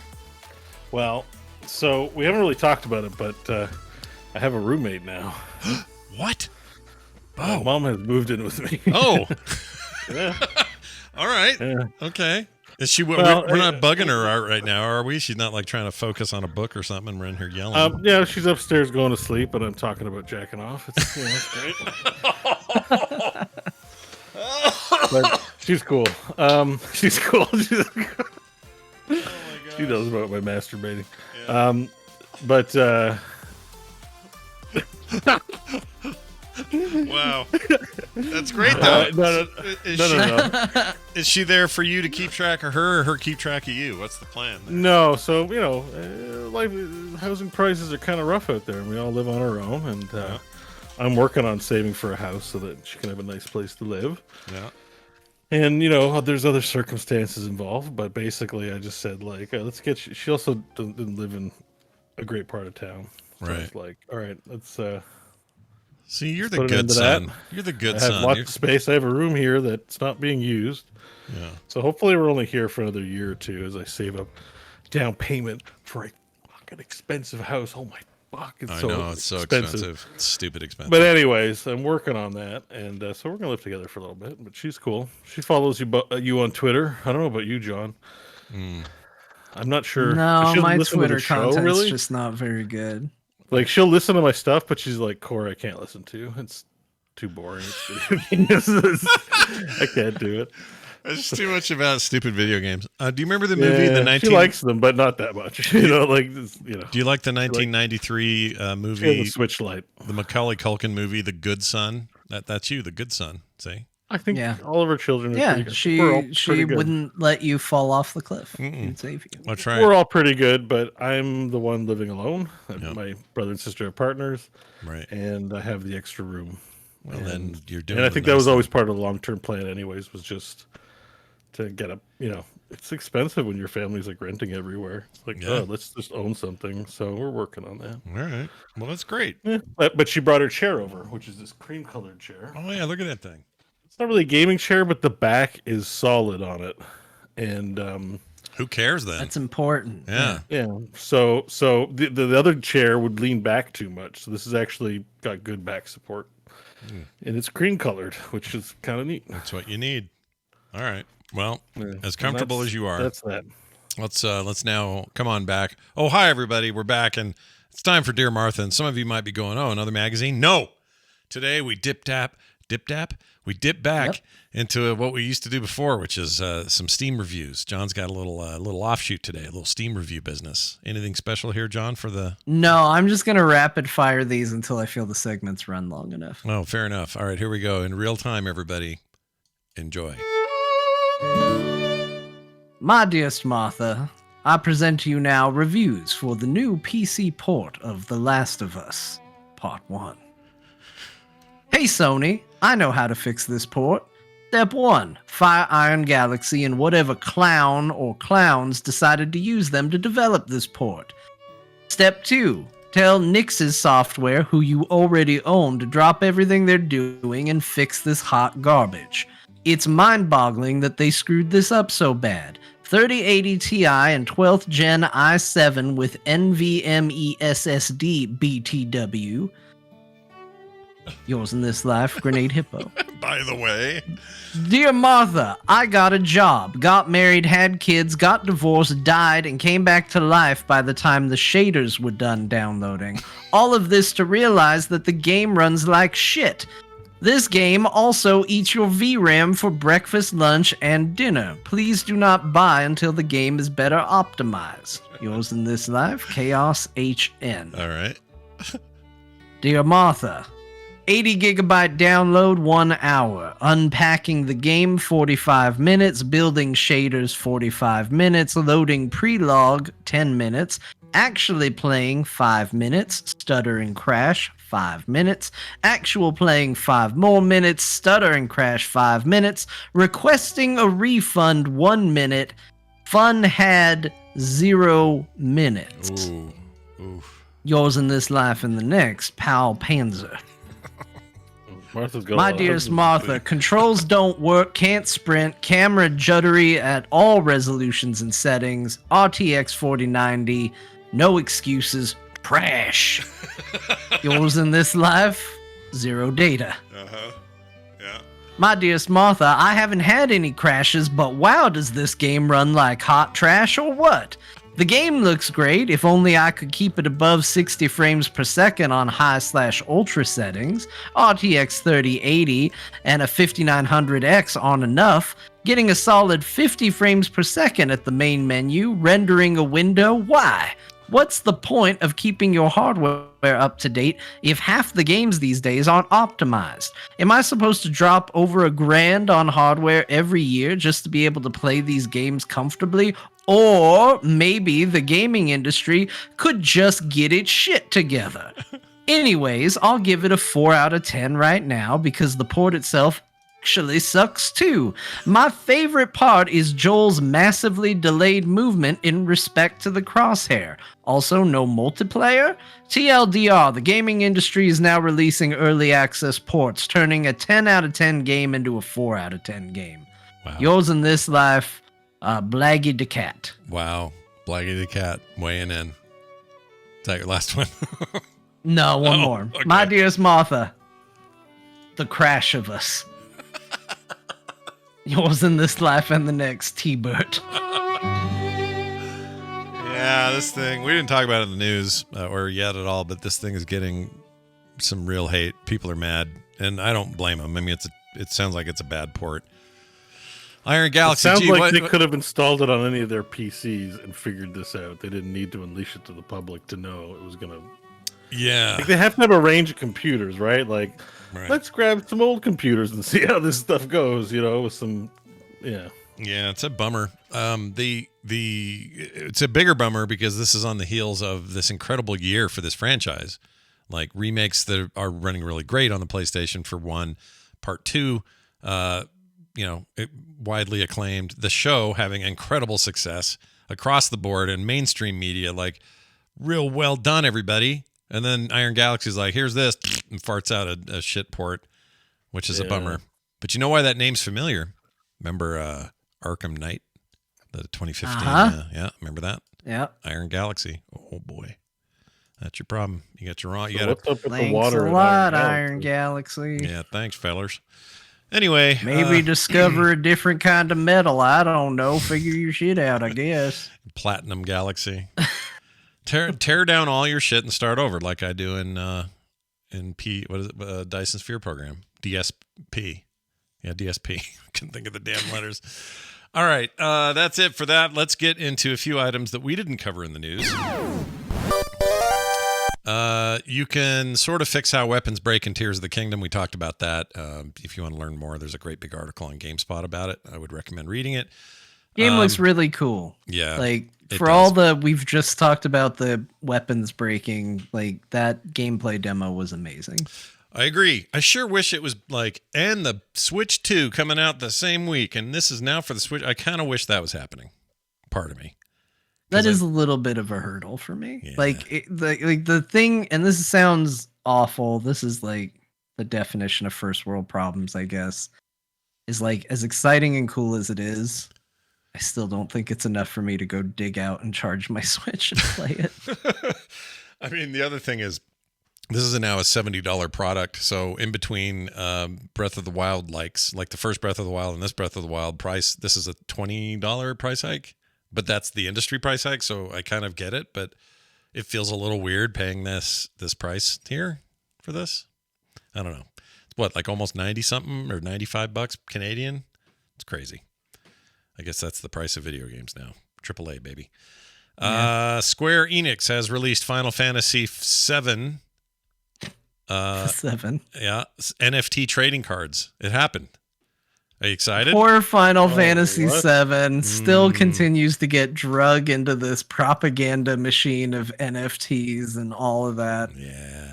The game most about fighting the corporate man continues to be the whipping dog of the corporate man. Yeah. It's At unfortunate. least you do get some physical stuff, right? Yeah, so it says here the card set is a mix of both physical and digital goods. It's a sealed display box that contains 20 physical card packs with 6 physical trading cards. And there are 207 design variations as well as 1 exchange ticket that can be redeemed for any 1 digital card of choice. The exchange program details will be revealed at a later date. Let's see. I'm trying to see what the price. There's a bunch of premium cards, gold foil, blah, blah, blah. This has actually been the trend on their NFT stuff, though, because their first toe dips have been on statues, which is a physical thing that also comes with the digital NFT element as well. These are just random card packs. Yeah, I don't You think get they. 20. Like, a pack has 6 trading cards plus 1 digital card exchange ticket per pack. Right. So it's like buying a box of boosters. Like, you're not getting the 1 to 200 No. of the art. You're getting. Oh, but like, I'm looking at these cards. Like, this is like the lowest effort. Forget the NFTs for a second. The actual card art and what they're doing with it is the lowest effort. They don't look that great. When I'm looking at the samples. No, it's just their key art on paper for $80. Like, I'm like, eh. Some of it's old, some of it's new. Some of it looks like concept art from the 90s. Like, I guess the best case scenario is you can put this in a frame display if you're a super. Like, there are super Final Fantasy super fans who would like put stuff like in a display. Yeah. But I don't know.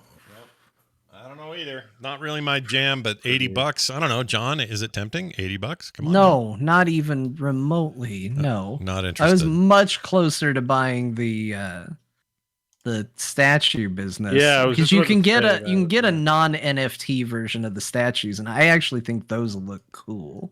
Yeah. I like the look of them because it's like kind of a hybrid of the original PlayStation style with modern sensibilities. But You can get- no. Holy shit, John! Check this out. And Scott, hang on, I'll link it to you. Look what you can get. Okay. Let's see what we can get. You putting this in Discord? Oh, look at this. Sam. Oh yeah, we talked about this on the show. Oh, did we? Yeah. Oh, I Yeah. forgot. I was Did we like, Cloud talk and about it? Address. Oh, Yes. we did talk. Cross- They That's have just some wild. great That's amazing. they have some great figurines and stuff like that. Like, for all the joke about NFTs and all that, like there is some good merchandise on there. This is certainly not it, but yeah, Square continuing to just double down on the NFT thing. But to me, it's like, buy the version that doesn't come with the NFT. It's less expensive, and who cares? Is there a big call for I know he's kind of androgynous anyway, but is there a big call for a lady version of Cloud? Is that a thing people want? Well, no, he wore dress in the game. You Oh, didn't get that's to what that this part, reference is? but- Okay. I never got that Yeah. far.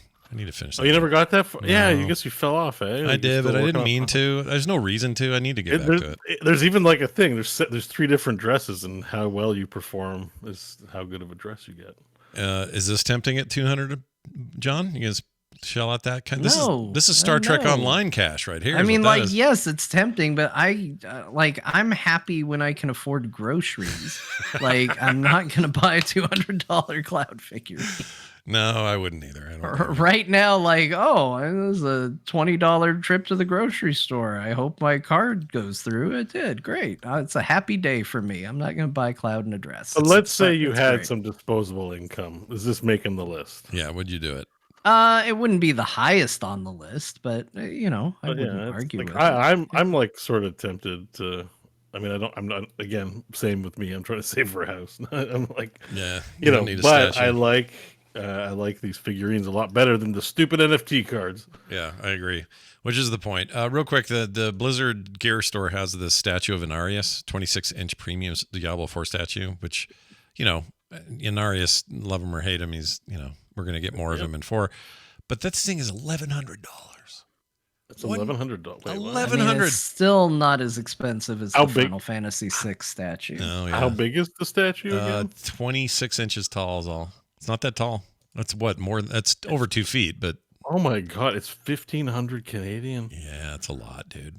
It's a lot. Yeah.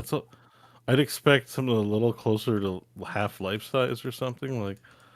For What if $1,500? What if they gave you an I'm NFT? putting a link in Discord because I got a one up. What if you get an everything Inarius? What if you get an Inarius NFT, Bo? Then what? No, I mean NFTs are dumb. I mean that's the main part of the story, and Square Enix has doubled down on the dumb in this case here. Like the whole world is like, this is a scam, and the Square Enix is like, la la la la la la la. Oh my gosh, John! 13,800? Are you kidding me?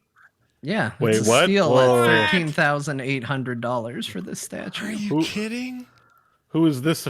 What is this character? Who am I looking at? That's 6. Who's the lady? Final though? Fantasy VI, Terra. Tara. Oh, Terra. Yeah, Magitech armor. Terra's the draw. I guess If so. there's a wait list for it, I'm sure they didn't make a ton of them. Can I get a discount if they? Or you know what? I'll pay extra to get the Moogle guys off of it. They take Is those this little life turds size, off there? John, or is it 26-incher? It's 1/6 scale. So that probably. Do you get the Japanese guy with it as well? Yep. He comes to your house and tells you. If you scroll farther, Scott, you'll see him. Just go to the right on the pictures in this carousel. On the right. Go up on the carousel. Right. Right here. Okay. It's a slideshow, so just press right and keep going through the images. Yeah, keep going. Go. You have to go a while. Yeah, the guy on the table. The guy at Keep going. the Oh, table. this Keep guy. going. This guy here. Yeah. Yeah. Did you get that guy? That's Oh, maybe- yeah. yeah. Can I get him? Okay. You know what? Put him sitting here instead of these Moogle Googles, whatever they are. The Moogles are great. Hate him. The Moogles are great. No, I they're not. prefer. Don't- Yeah, no, Moogles are all right with me. I hate him. Yeah. And Mog in Final Fantasy VI is awesome too. So Yeah. All right. Wow, 6. Is this the most expensive one, or the? to me, this is the most expensive one I've seen. It's a beautiful statue. I'd love it.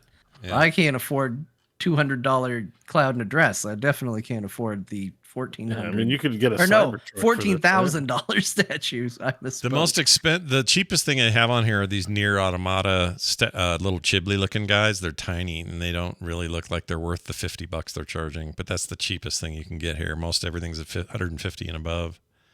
Oh, this one of Cloud and his bike. Or no, Kai. Is it Kai? I don't know the character. Anyway, Kai. dude and his bike from 7. Zach or wait, is it Romeo? What's that guy's name? That's it. Yeah, it's who I'm thinking of, but I can't remember his name. Yeah, Roche, yeah. Roche or Rock, or is it Rock? I think Rock. I think it might be Rock or something, but Kai might be his Japanese character's name. Now that's a badass motorcycle, and he's posable. Like all of his stuff moves. That's really cool. But I'm not paying $499 or $469 for that. The way they did that guy in Remake was awesome. That guy kicks ass. I gotta finish that game so I can see these people. Yeah, you got to. Oh, the game's so good, makes me cry. I know. I'll do it. I have it. I just need to do it. Okay, what else? Real quick. Oh, this is kind of some potentially sad news. PSVR sales are so low that analysts, trusted analysts, are advising they need to do a price cut to avoid disaster. It's something like 200 and something thousand units were sold. That is not enough to justify Sony's investment in their latest PSVR. Probably makes them regret no backwards compatibility and a few other issues that would have helped. I just think Quest is eating their lunch. Yeah. You can argue Quest doesn't do good either, but like from a consumer perspective, experimental technology. Do you want to buy a PS5 and buy this and pay full price for games, or do you want to pay the minimum amount possible because you think it's cool? Which is, I did that. Yeah. Have cheaper games, be able to hook it up to your PC, Yeah. or just have it standalone. Remember, PS2 VR is wired. You have to. There's no standalone where you don't wire it. So, it's probably not good. We don't need a premium VR headset. That doesn't hook to your PC and take advantage of that. Like what the PC has to offer. Yeah. So yeah. It's also a timing issue. Like, it's just bad timing. There's a lot of price increases out there that are making cost of living cause an issue for a lot of people. So you're being asked to spend $500 on a peripheral for a device where even if you own the old one, you're not gonna be able to play any of those games. You have We're to buy in new hangover games. mode financially. This isn't the pandemic where we're happy to have things to do in the house. Everyone's starting to make plans and everything. The price went up insane and continues to go up. So the actual quote here from the analyst is IDC analyst Francisco Geronimo is his name. That's great. Has said, quote, "I suspect a price cut on the PSVR 2 will be needed in order to avoid a complete and utter disaster of their new product." So, I guess they don't want a warehouse full of them. They're better to sell them off and try and make money on the back end by making great VR games. yeah, see? It's the experience that matters. It's already got to be a loss. Like, I just don't, With this insane competition, it's a gimmick sell. I think a lot of people look at it like you would look at the Wii board. What? The Wii? The what was Wii, it? oh, Fit? the Wii Fit. Wii Fit is it. Wii Fit or the Kinect. Remember the Kinect? Yeah. I had a Kinect. You use it like 5 days and then it sits in the I still have it. It's in the closet behind me. Yeah. It's a paperweight for my closet. It's just extra weight that my house has to carry. I like the next dance 20 game. Years. There was a dance game I really liked with it, but other than that thing got no use out of it. I played that dance game. I know what you're talking about. I had it, but it has a feature where it replays your dance, but in fast speed back to you. Yeah. And it was so embarrassing. I didn't touch it again. I didn't need to see that. Yeah. I liked it better in my imagination that I was being good and cool. I did not need to see a video of what I just did. No. It killed the fun for me. I'm like, it's recording me? Yeah. It does, and it listens to everything you said. It had good voice command stuff, though. I was impressed with that at the time. Yeah, I think I wanted it to be better than it was. Unfortunately, it didn't work out. It's been confirmed that Project Polaris will be Witcher 4. It's being worked on. Yeah. We knew this, though. This isn't that surprising, right? Well, the guy was denying it. The leader of the CD Projekt Red. Like I think it was a few people had leaked, and they're like, we have absolutely not announced it. But there was an earnings call because the link I provided was to the audio of it. Oh, right. And it's linked. Here, it's right to the time, isn't it? Embedded at the time, so you'll just start it right up. All right, here we go. Check it out, everybody. Let me turn it up all the way. Here we go. It's playing, I think. It's going to take a little bit. The first one. We are preparing many things on the pipeline sides and toolset sides. Some developers are still learning the technology, and at the same time, there are teams working together with Epic on all those aspects that are needed for our open world driven RPGs. Yeah. And definitely for the first project, I mean Polaris, it will maybe not slow down, but it won't accelerate the processes. But for the next projects, we assume that it should smoothen the production. That was one of the reasons behind saying the strategy that we want to release 3 big Witcher games within 6 years, starting from the release of Polaris which is Witcher 4. Oh, he did it. He announced it. Did he think he meant to? It sounded like he didn't mean to, kind of. Well, I mean, it's probably a gaffe, but I think the website that's linked to, I think their recordings are a part of the public record. Like it's the account's called CD Projekt Red IR, so I don't know what. I thought we already knew about this, and it was going to be School of the Links and all of that. I knew there was a Witcher 4 in development, but I don't think we knew that Polaris was the game. Polaris we just didn't know that it was the code name Polaris. Yeah, because for all we knew, that was some other IP or that was a Cyberpunk thing, or nobody knew. But now we know. So Polaris, Witcher 4, coming first, Unreal Engine 5, point whatever they'll be doing by then. I'm actually really excited to see what they do with that engine, because their engine was getting a little jank. Yeah, with metahumans, you'll now get to see them say the C word and even more fidelity. There's a lot of that C word in the game, you know. That demo they did at GDC that's been floating around, the face capture they did in like 2 minutes with an iPhone and then converted it to Unreal, ready to just be put into the game. And they used the girl from that game, Bo, you played it recently, the one in Iceland where it's scary. And she's Hellblade, that lady. She does this quick demo. demo. That was really good. Unbelievable. Like I could not believe how quick that went and how I don't know, whatever. We're heading into a whole new era and it's getting both exciting and crazy. VTubing's just getting started, boys and girls. Everyone's going to be VTubing. Yep. I'm going to be a high resolution Tyrannosaurus Rex. I want a VTube and then no one know it's me. I want to start a whole separate side of my life over there. Yeah, do it. You can do it now. You can start. I'm going to. I just need the tool. I need to get my head around the tools. V-Roid Studio, maybe, or was it V-Roid? Yeah, you don't want to use VR chat. That's like pretty cumbersome. I think there's some V-Roid Studio to make your avatar, and then you get some software that, gives you a cam output. There's some stuff on Steam. Some of it's free, but I don't know. I think the best ones are obviously get custom made, but you're an artist. I think probably you can use your art and the tools to put something together, maybe. Does it have to be? If he used his art, we would know, though. Yeah, it did have to be something else. At least strongly else. suspect. Yeah, this might be the way to go, because from what I can tell, this V-Roid Studio is all anime-looking people. So that would be a good way to hide. Yeah, but I think you can upload your own shit. It's all anime, but I would be willing. I don't know. You have to. I don't know it full, but I've been looking into it because it's just interesting. The technology is not. There's a level. The barrier to entry is not that high. You have a head start if you can do art. I think the biggest thing when I look at it is, I can't really draw things, so I got to contract out work. I'm going to download it and check it out. Oh, they have a Mac version too. That's cool. All right, I'm going to look at all that.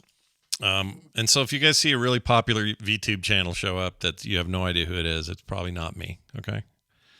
I think you should just lean it. Don't worry about. Why do you got to? I don't know why. Unexplored some side of yourself. No.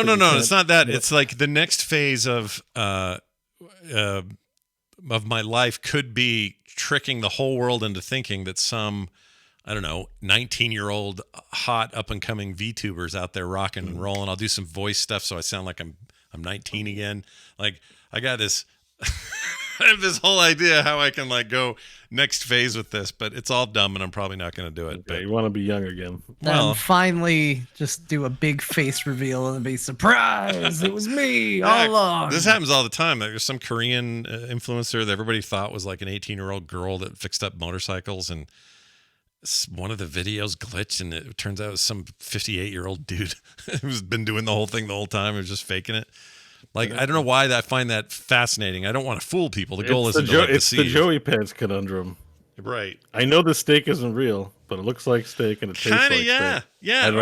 Or even better. That's where people get uncomfortable, where it's like, oh, maybe you have an intimate encounter with a lady avatar with a wonderfully feminine voice, and maybe it's a dude, and it says something about your sexuality, or it says something about the ephemeral nature of what we find pleasure.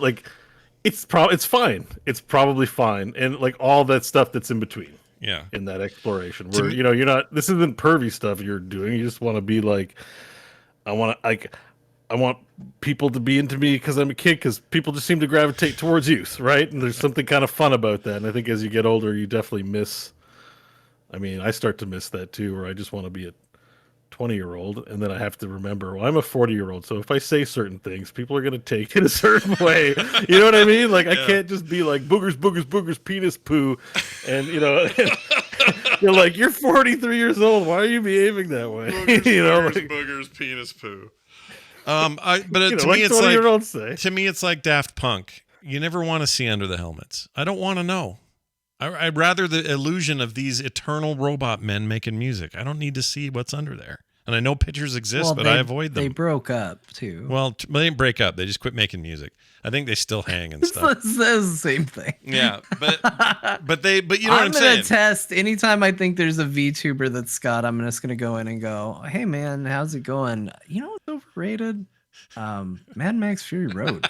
Like, oh, the restraint. What's the deal? It's just a movie about going to a place and then coming back. Yeah, like it's a restraint. I'm not sure I have. You know, hey, question: what do you think of breakable weapons in video games? Yeah, you would know all the buttons to push, and before that way you'd be able to call people boomers too. Yep. If you're pretending to be a kid, you'd be like, "Oh, look at the boomer in chat," you know, like somebody's in their 30s, because you'd be pretending to be young. Mm-hmm. Oh, that reminds me. Boomer. Speaking of like altering voices and appearances and all that, last week we tried to get a John voice converted. Oh, right. It didn't work very well. Usually I have really good luck with this. Like my version, I'll do it now so you guys can hear how effed up this is. So this was me. And let's just say I said something like, I could sure go for a pizza right now. Okay, so that's our sentence. And here's how I would say it. Let's put us right there. Okay, here we go. Generate voice. Oh, come on. Why aren't you working? There we go.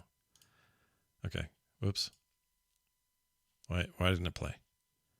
I could sure to go for a pizza right now. I could sure that go. Sounds like you. I could sure to go for a pizza right now. Yeah, it sounds weird. Okay, so it sounds like me. Now let's change it over to John. And I thought it would do it because I gave it a good sample of you. And here's what we got. This isn't right. I could sure go for a pizza right now. It's not it. Whoa.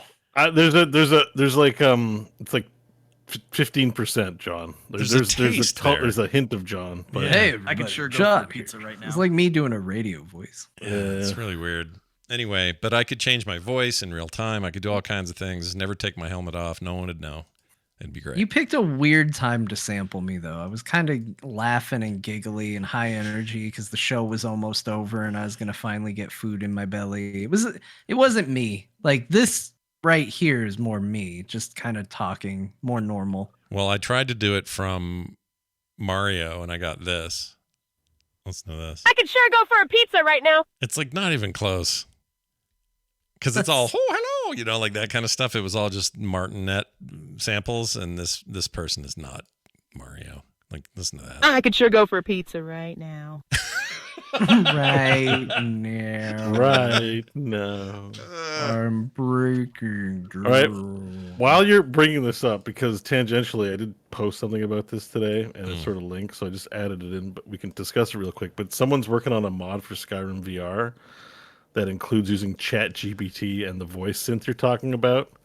Yeah. So there's a link to a video where he's like actually sampled the Skyrim voice actors and have them talk in their voice, but it's Chat GPT output. Oh. And the Python script automatically gives them context to who they are. So it's not like you're talking to Chat GPT. You're like, I'm, Griswold and I take care of the bar. It's in the link if you want to play it. Yeah, I do want to. I want to see this. this. Yeah. It's just it's a Skyrim VR Chat GPT mod in the works. Wait, where'd you put it? In the news. In the news, sorry. Okay. I'll highlight it here, right? Oh, here we go. Okay. The YouTube link. Yeah, I should have embedded it to the start code. Let's play a bit of this. It is on a timer. I think you did. 51 seconds in. Hello, Skullvar. Let me check who that is. I heard Skullvar. Did you say Skullvar? Solo or Subrace? Number 1. Starting conversation. Greetings, It's stranger. like I'm in Norway. What business do you This one guy's pretty good. Hold on. have with me?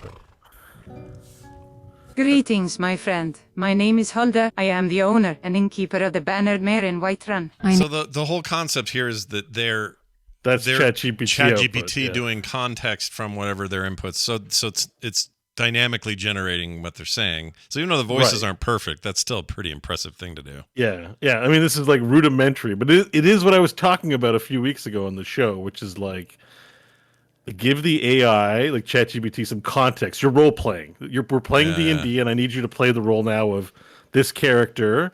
And the character will also, the Python script, if you've met them before, they're not going to act like they never met you. So it'll be like ChatGPT. You're going back to playing the character of Ragnar. You met the character before, and you know he's a dragonborn. Go. You know, so like basically ChatGPT can be a virtual DM in Skyrim or other RPGs. Crazy. I just thought it was fun that someone's actually trying to work on it, and the results are actually showing promise. Like, it's obviously really terrible. Like John said, start conversation, just like how they do it in yeah. But like, you know, given some development, we could have like a very like immersive gameplay experience where you never know what the hell the bot's gonna say, but he will do it in character, which is cool. It is cool. Almost as cool as this. Let's go. It's a me, a Mario. See, it's just so wrong. Let's go. It's a me, a Mario. Let's go. It's a me, a Mario. It's me. It's me, you guys. Hey. Hey, everybody. It's Mario. John, you're supposed to say, and somehow still better than Chris Pratt. Well, you know, honestly, here's the thing. Let me just talk about Chris Pratt. Yeah, can we take a second about Chris Pratt? He did an interview, and I gotta give him some respect because he's certainly being put through the ringer on this. Yeah. Like, every asshole with an opinion is given their opinion, and it's generally not good. Right. And instead of being like, no, I'm gonna do the best Mario voice you ever heard, it's gonna be the best Mario, he said exactly what I genuinely believe, as much fun as I've poked. Yeah. Which is, come see it in context of the film, see what you think. I think it's fine, but I understand why passionate people care so much. Yeah. And like, that's true. Yeah. Like, do I think he's the best choice? No. He's not going to be my favorite Mario, but I bet I watched that movie, and I would bet you, as much fun as I make, it's totally fine. Yeah. Yeah. That's where my money is going to be. Yeah. But I do think Bob Hoskins was the best cast Mario maybe of all time. Now we have the not technology. in the best movie. Right. But he's a great Mario voice right there. I watched Who Framed Roger Rabbit again recently. And as soon as you start talking, I was like, man, such a good Mario. Yeah. So it's so perfect. I mean, being mad at Chris Pratt is also kind of the wrong direction, right? I mean, right. He's just doing a job. Yeah, he's a worker. He took the job. You know, he took the job. Yeah. The issue is the company that's like, hey, let's get Chris Pratt instead of somebody that sounds good. Director, like, whoever made the aesthetic decision to be like, this is Mario. You know, like, you're sitting on whoever's sitting across from Chris Pratt on the couch, and it's like, you're perfect. Who is this person you're being? Who is this person you're being? This whatever the director is, I don't know, like Martin Scorsese, like, you've encaptured the essence of what it means to be Mario. It's like a little Al Pacino and a little just an old man in an RPG. I guess he more talks like, I'm Martin Scorsese. I love what you're doing with the Mario thing. I think the people are gonna love it. They're gonna love it.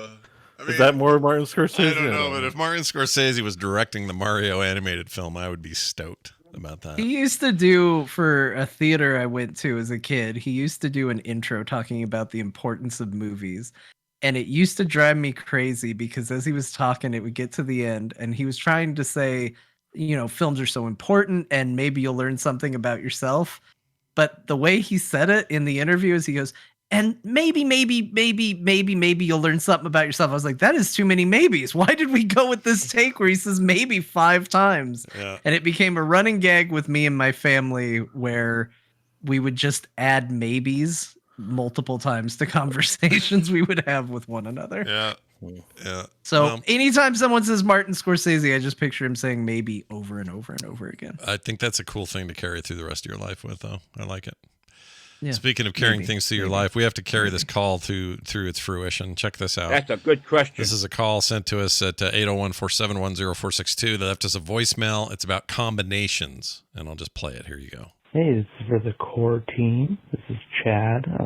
I'm just curious if you guys have heard of the game Stray Blade coming out pretty soon. It seems to be a combination of Dark Souls and an animation style almost in Fable.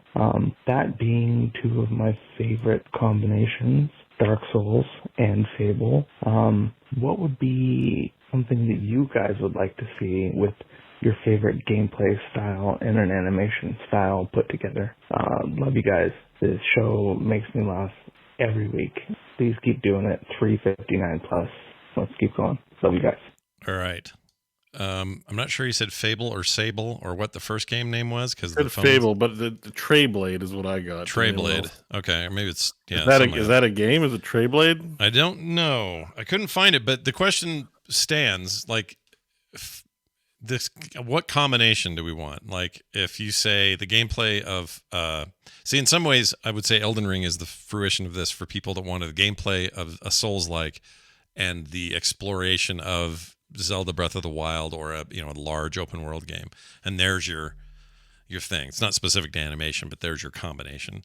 So for me, because of where my head's at right now, I would want Dyson Sphere program in 40K world, but though, all the time. 40K world. 40K Dyson Sphere. Whoa, Dyson Sphere Scott's got a really 40K. good idea here. So what I'm saying is, you got the Emperor King up in space somewhere, being kept alive by a bunch of tech priests, and you're down you there. gotta keep him alive by feeding him the 10,000 souls, and you have to. Yes. Yeah. No, you're really on to, and it spans the galaxy like Dyson Sphere does. It has a whole galaxy of Yes. Oh my God, Scott! Can you imagine a cooler setting for this? And you would do some dastardly shit. It wouldn't be nice, clean factories. It'd be. I'm gonna make Costanza face again.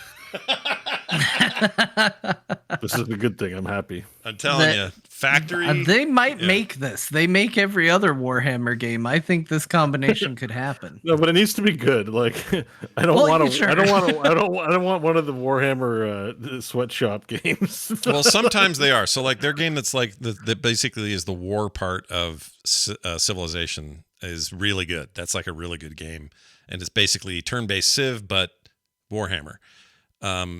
They given the right people, they could do it. But you're not wrong, Bo, to worry, because there's a lot of shovelware when it comes to Warhammer. Yeah, shovelware, not sweatshop game. I used the wrong term. Yeah, well, shovelware. Maybe both things can apply, but I would play the shit out of a good one of those. Just a factory automation thing. Yeah. Just carbon copy Factorio or DSP. Like you have to build servitors or something, or you have to do something where you assemble the servitor, then the servitor does a thing. It maybe transports lungs to the lung processor. The lung processor turns into lung goo. The lung goo is poured into a mold that makes something that an urn that can house a soul, along with some sort of gem mined from some Xenos worlds or so. Yeah, and you're some kind of like tech priest floating around with your cool long arm things going for the Omni Messiah. Every once in a while you just say that, and then look at this. I guess we could pitch them. Will Warhammer give us an advance if we just let's just pitch this idea. If we know a contact and money. Say, we're gonna make Dyson Sphere program, but Warhammer, we need 5 million. Will they just say yes? Is it like they might? Yeah, I'm pretty sure that's Netflix? How those deals get done. Yeah. I like the title Ziggurat in the chat. Call it Warhammer Forge Worlds. That's a perfect name. Oh my gosh, make this Warhammer video 40K game. Forge Worlds. Yeah, Warhammer 40K Forge Worlds. Or just Forge World. I don't care. Whatever. Soul Forge program. Yeah. He says Manufactorum. That's not bad. Soul Forge Manufactorum. Tell me this isn't a great idea. Tell me, and I'll. No, it's perfect. I'm obviously I'm not good enough to make a game like that. Yeah. Unlike Vampire Survivors, this is really hard. Yeah, but it's going to be multiple weekends probably. 2 or 3. But if we could get a couple million in advance, I'm sure we could find maybe a talented programmer or two. Yeah, I don't know. It's we got to finish. I just want that game. We just got to finish Warhammer Lake Run. I almost said we got to finish 40K Lake Run. Oh shit, that's not a bad idea. It's the same as Super Lake Run. It's just a lot of Space Marine grunting when he poops. Yeah, for the Emperor. John, do you have any combos that you haven't seen happen that you would like to? I mean, basically anything mixed with XCOM and I'm in. Like I'm such a sucker for like fun turn-based combat that like say the problem anything? is I keep thinking of things. I'm like, that's what I wanted Overwatch to do. That's what I wanted StarCraft to do. Stepping outside of Blizzard. I play a damn Pokemon game like that. Like it's just that formula always seems to work on me, and I will just get in and I will no life it until I'm done. Did you say anything though in XCOM? Just about. Anything. Just Like, So about go to anything. Steam. reason. I don't know if I've told you guys about this game. I meant to talk about it, but I ended up playing that much. Have I talked about a game called Troubleshooter? No? What is it? So go to Steam, type in Troubleshooter in the chat. Looking it up. Troubleshooter Abandoned Children. So this is basically Can a Scott show this on stream? Yep, Yeah. It's safe for work. Okay, it's not one of those. It looks like porn. It's a visual novel mixed with It XCOM. looks like porn, It but looks don't like worry. porn. They keep the clothes up. Well, you know what I mean. It looks like one of those games on Steam because it's a visual novel mixed with XCOM, and you have all they're like anime-ish characters. It's by a Chinese developer, and there's apparently a ton of content. Like there's a ton of levels in this, and it's like full-on XCOM style combat, except they do tornado JRPG bullshit. I'm just saying. You said anything. This looks legitimately Yeah. cool. kind of looks So I awesome. have it. I've played it, and I liked it so far, but I just haven't gotten back to it because, yeah. But it's anyways. That is something I played a little bit and meant to get back to, never did. And I It's just thought of it when you 50% talked off about it. right now. Half off. Yeah, $14.99. $12.49 here. Yeah. Yeah, but $14.99. look at all this DLC, man. Also, this game. $52.37 of DLC. Wow. Yeah. Well, the game. Oh wow, there's And well, that's these are on just sale. it's just cosmetics. The actual Okay. they actually add levels all the time and don't charge for it. This is just cosmetics. That's great. Apparently there's actually a lot of game to it as well. Like just read the reviews. It was at the time I got it, it was overwhelmingly positive, but I know this won't be everyone's cup of tea. Like I'm looking at one negative review. Localization and unintelligible UI. They don't have someone good at English translating it, so it's got the same charm as Dyson's. Oh, good. Oh, good. I kind of like that. And but yeah, no, it's fun. I used to Anyways.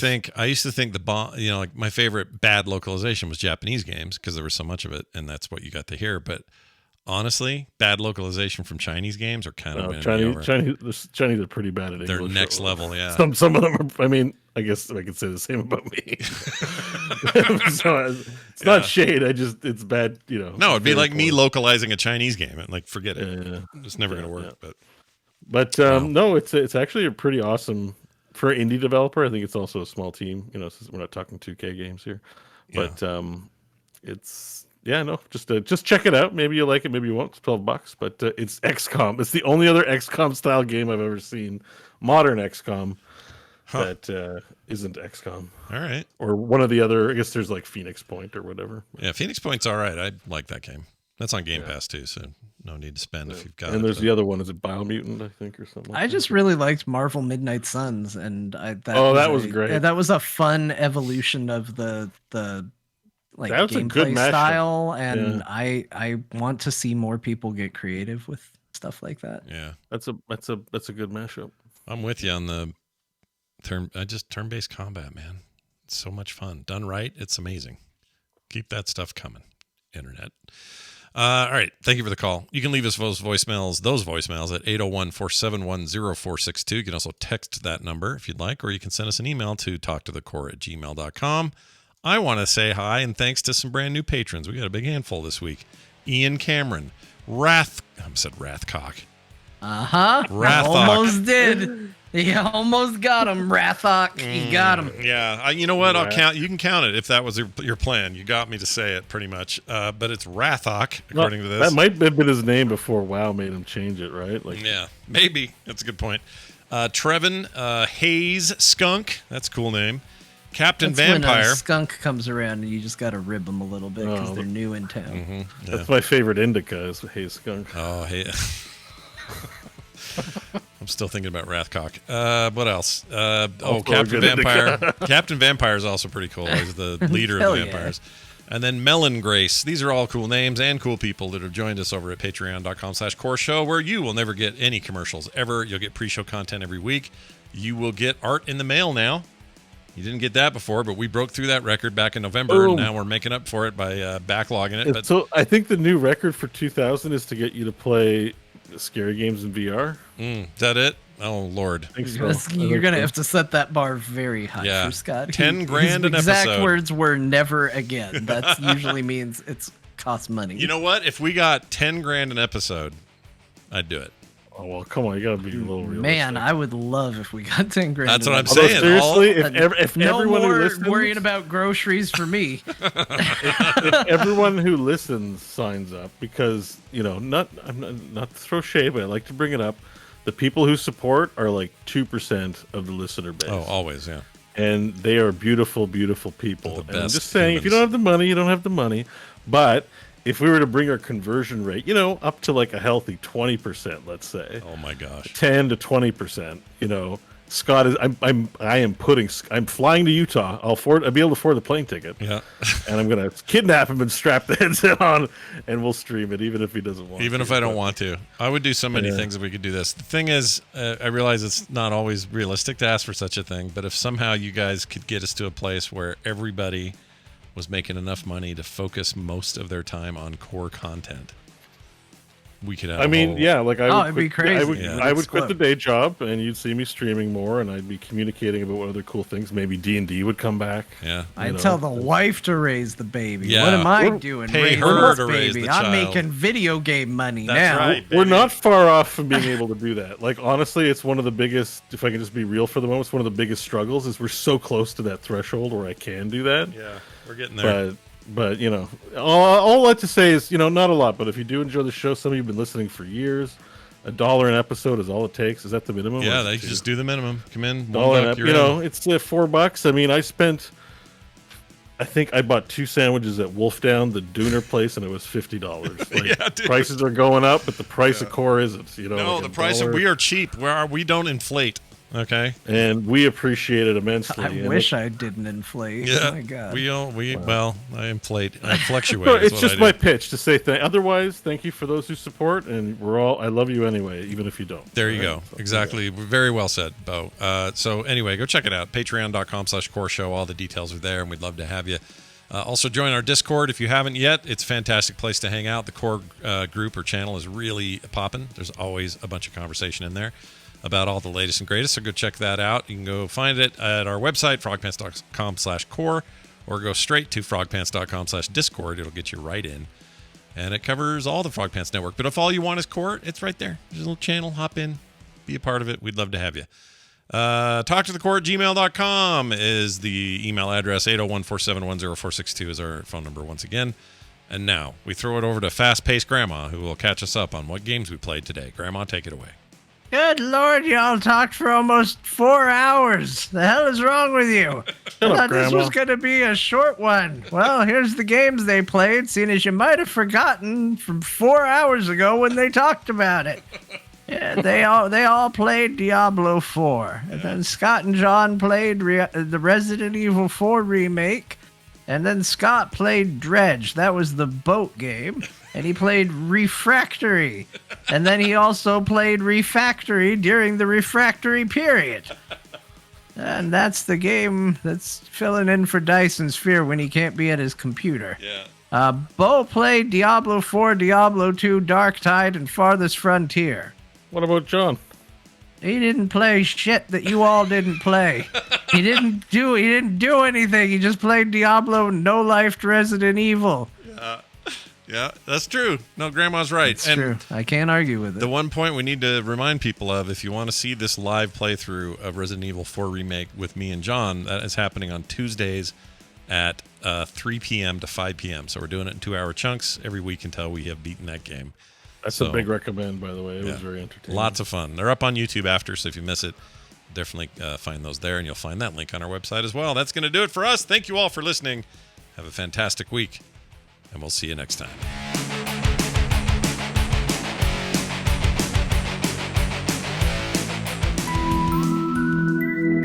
If you like what you just heard, there's a very good chance you will like all the shows on the Frog Pants Network. Get more at frogpants.com. Thanks to the bioweapons created by Umbrella. Yep. Thanks to them. Yeah. They brought you this show. Yeah. If you didn't like it, blame Umbrella. Yeah, blame the Umbrella Corporation for their dickery. Okay? All right. Yeah, damn, who's harder working than us? Some podcasts they just do 3 hours. You get 4 with us, dude. This is It's a like, little longer than our D&D show. Yeah. Yeah. It's a lot.